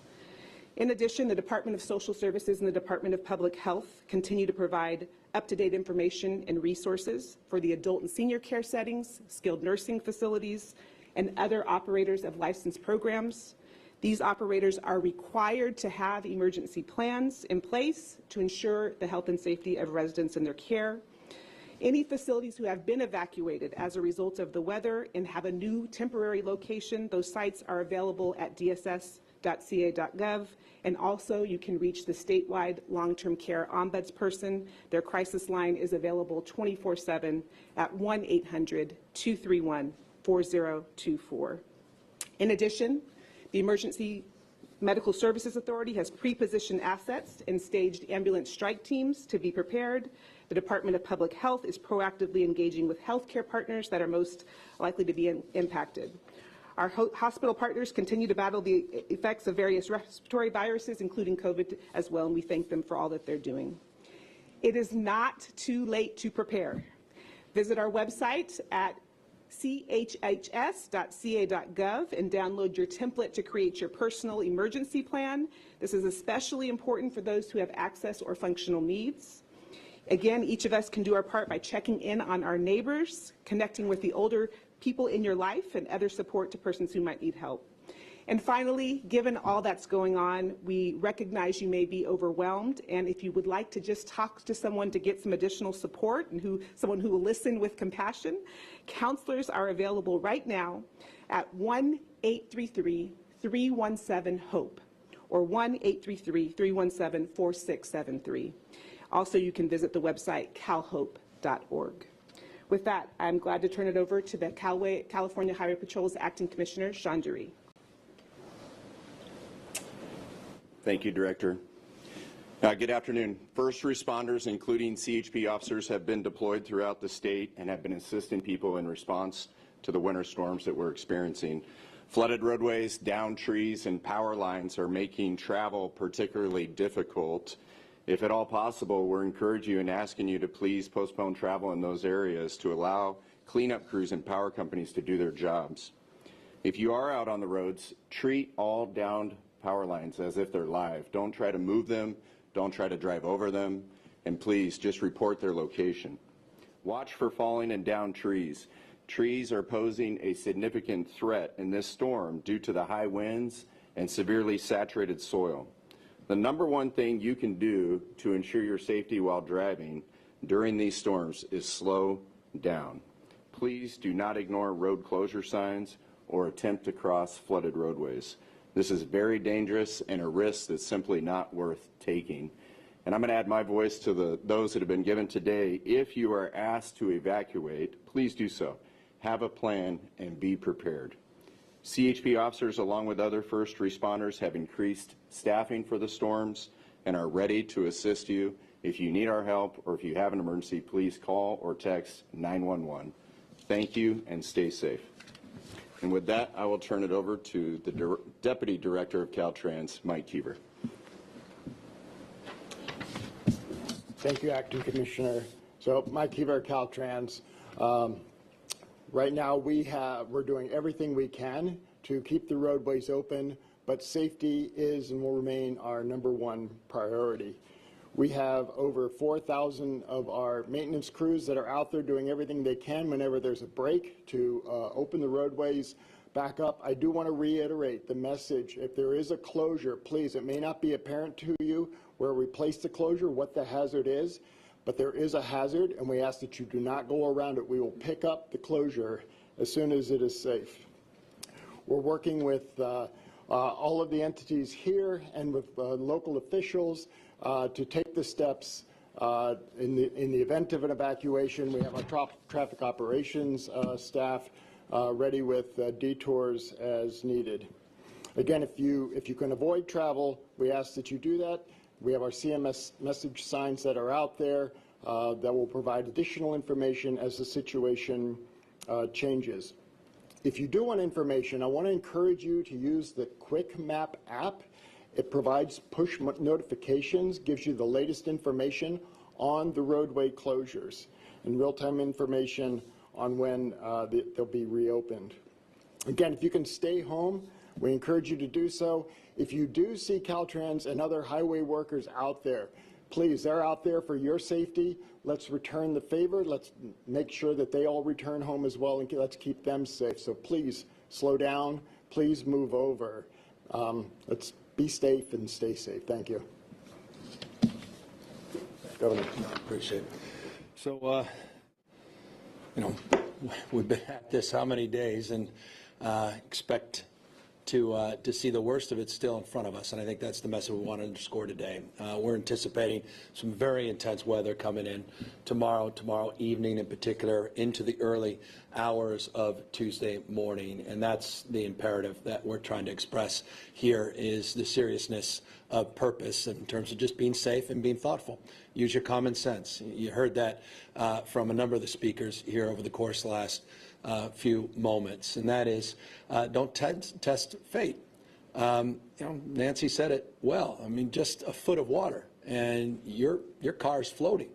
Half a foot of water, you're off your feet. Half a foot of water, you're losing control of your vehicle.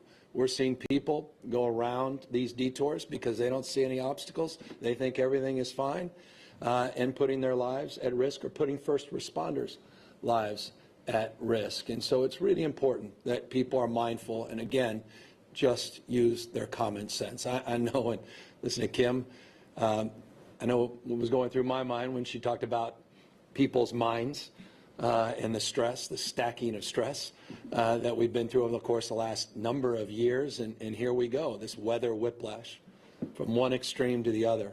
It's just a few months ago we were talking about these heat domes and extreme heat.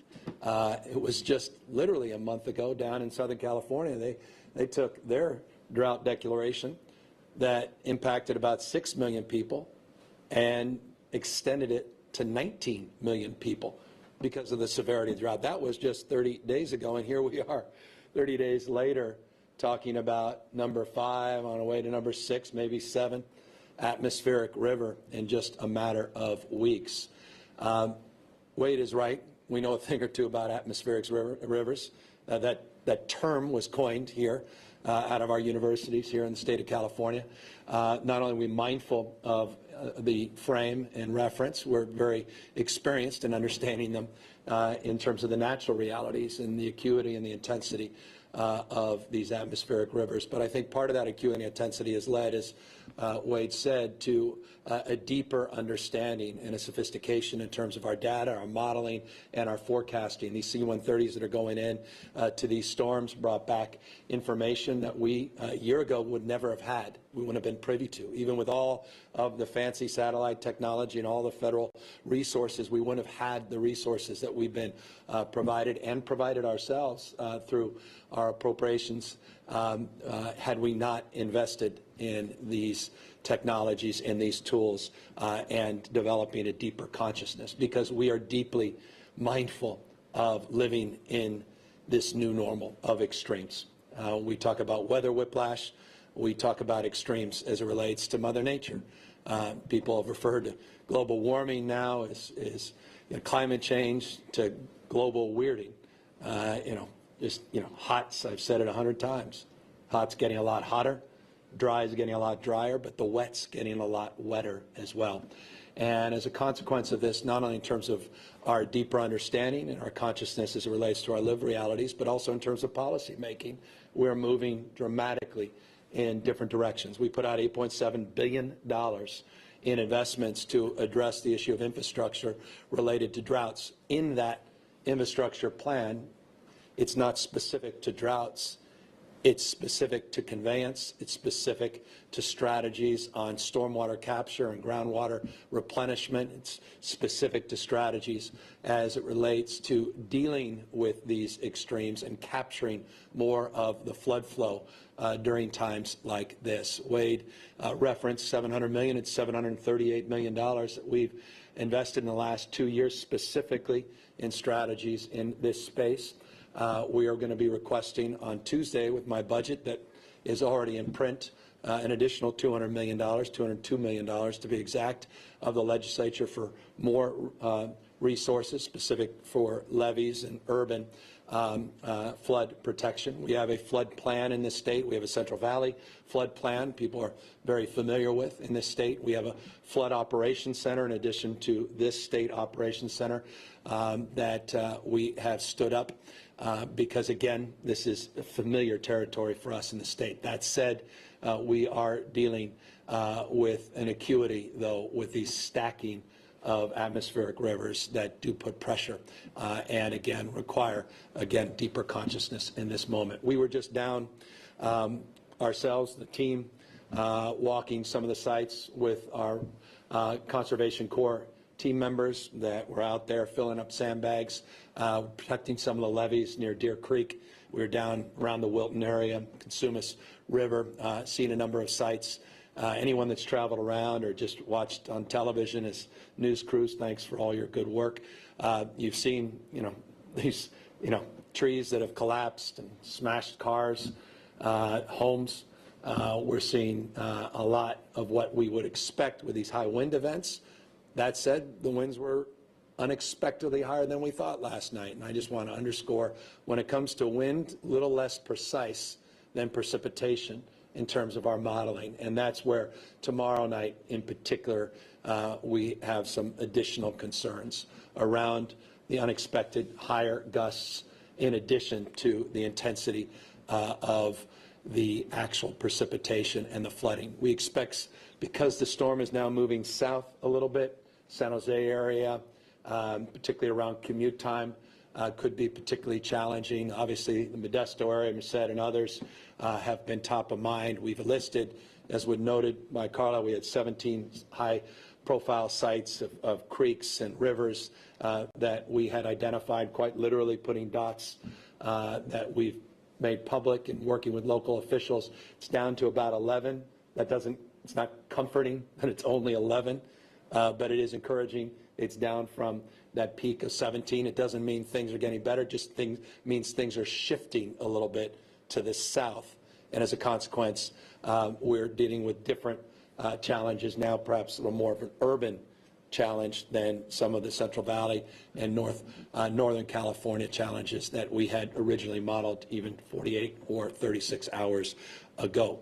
We've been in contact consistent with the White House, with the Chief of Staff, Ron Klain, who's been nothing short of spectacular in proactively reaching out. We will be reaching out formally within the next hour or so under the Stafford Act, requesting of the White House approval through FEMA Region 9 of an emergency declaration to get this full support of the federal government in our efforts, which we have all the confidence that we'll receive based upon the conversations with the White House. So that formal request is being advanced, as I said, within the next hour. This is in addition to the emergency declaration that we passed statewide last Wednesday. We are doing all we can to be as proactive as we can. You heard about all the prepositioning of assets, how CalGuard's doing their best to preposition counties all across this state, not just individuals, but hard assets, these 28 vehicles that allow for supplemental support, local emergency crews, obviously the mutual aid system, second to none here in the state of California. We've got urban search and rescue teams out in addition to the helicopters and the other resources that were advanced. You heard Caltrans.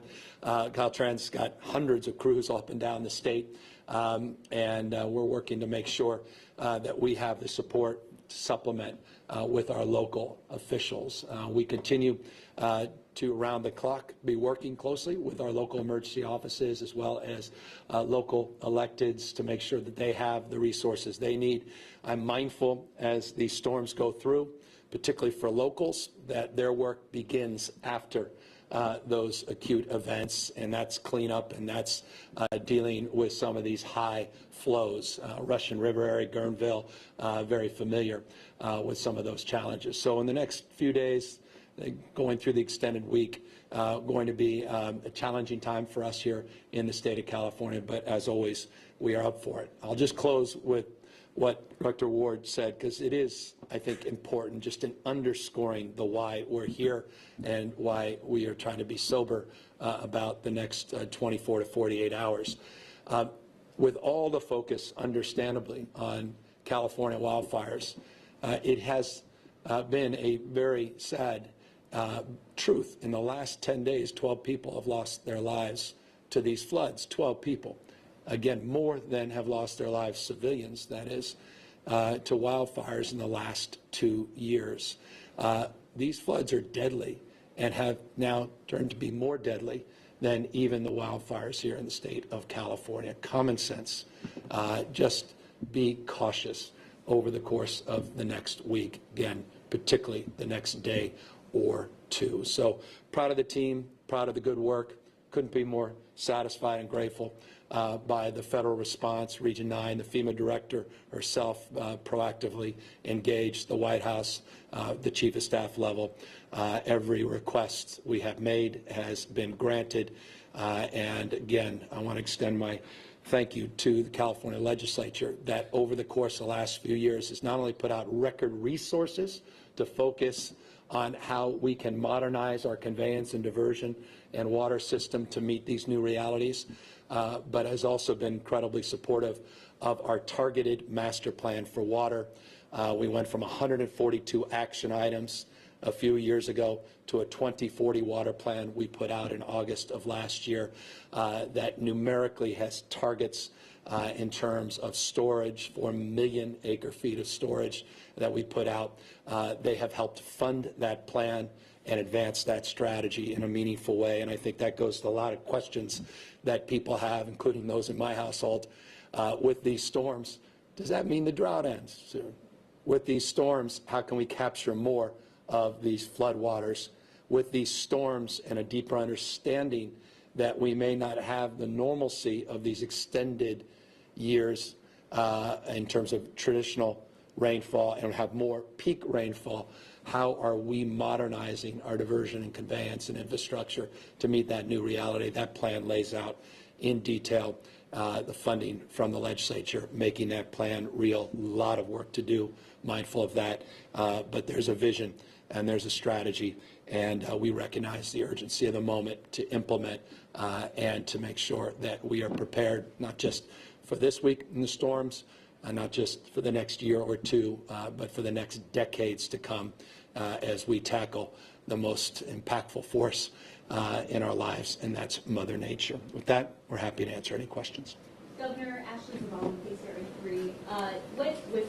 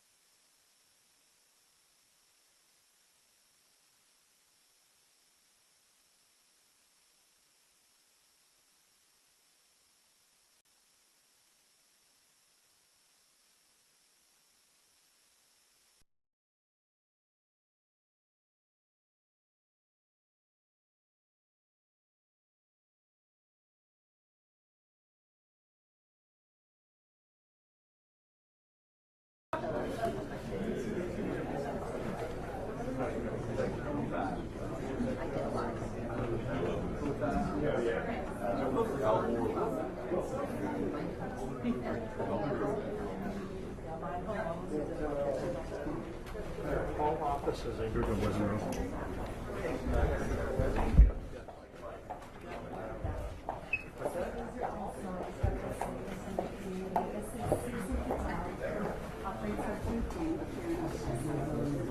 Well, very nice to meet you.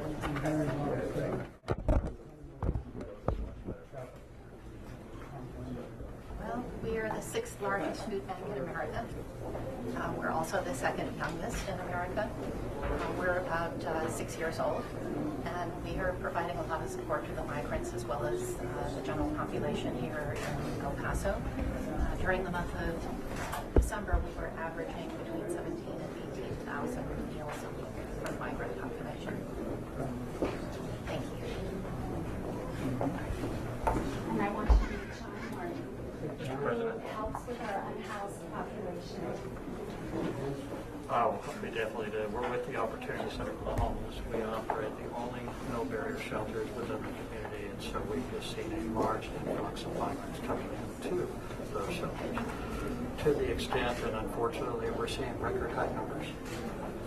To give an example, 2 weeks ago for a shelter that comfortably handles about 120, we had 310. And so those numbers just keep coming in. And we haven't seen it abate until recently, the last few days, but we're not sure what that's going to mean. We need dedicated shelter for the mixed status population to get the folks off of the streets at this point. Well, we need to find funding for that, whether it be public or private or a combination of two. But for example, the humanitarian assistance funds that we receive through the Emergency Food and Shelter Program, we cannot work with those individuals unless they have this on record. Whereas prior phases we could. So that is one potential avenue if you want to look at it from that standpoint. Okay. This is Maureen Kells from the American Red Cross. Great.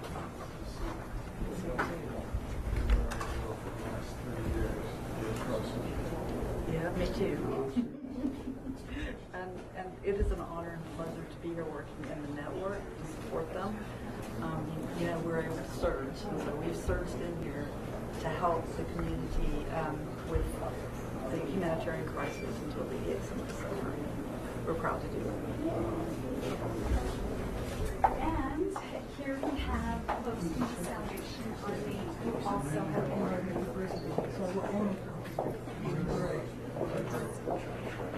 Spend some time with Secret Service, all of them are great. My Secret Service, Salvation Army. Oh, wow. Maybe I forgot about that one. This is what big. Terrific. How are you? Good to see you. Lisa, how are you? I'm doing good. Hey, trees are smiling. Thank you. I'm doing good. Thank you so much. Mr. President, Maureen Beal, pleasure, sir. Tell me what. Actually, the coordinator for the migrant service or participation. Yes, sir. And I've been helping Do a photo if everyone looks at that. You right here? Come on. Everybody right here? There we go. And got you guys. Thank you. Now, how many folks you have coming through? It varies week to week, day to day, but how many people you have coming through? The number is different. We have been selling up to 1,000 in one day and coming down to 100, 200, 300. How many a day until we only had 6 or 7? Every day. We sell it every day. Now, I know you have people every day, but I'm trying to get a sense of the flow. The average. On average, I would say 300 to 400. Correct, yes. 300 to 400. And then we have our little peaks, but we have at over 1,000 per day, 900 per day. But usually our average is anywhere from 300 to 500 users. Now, is there any other facility like yours within 20 miles? No. Brownsville has one, but that's further south Texas. So this is, Mr. President, one of the areas that's the easiest to cross because the Rio Grande really does not have a whole lot of water. So it's become sort of the pathway along the journey for a lot of migrants, the easiest place to cross.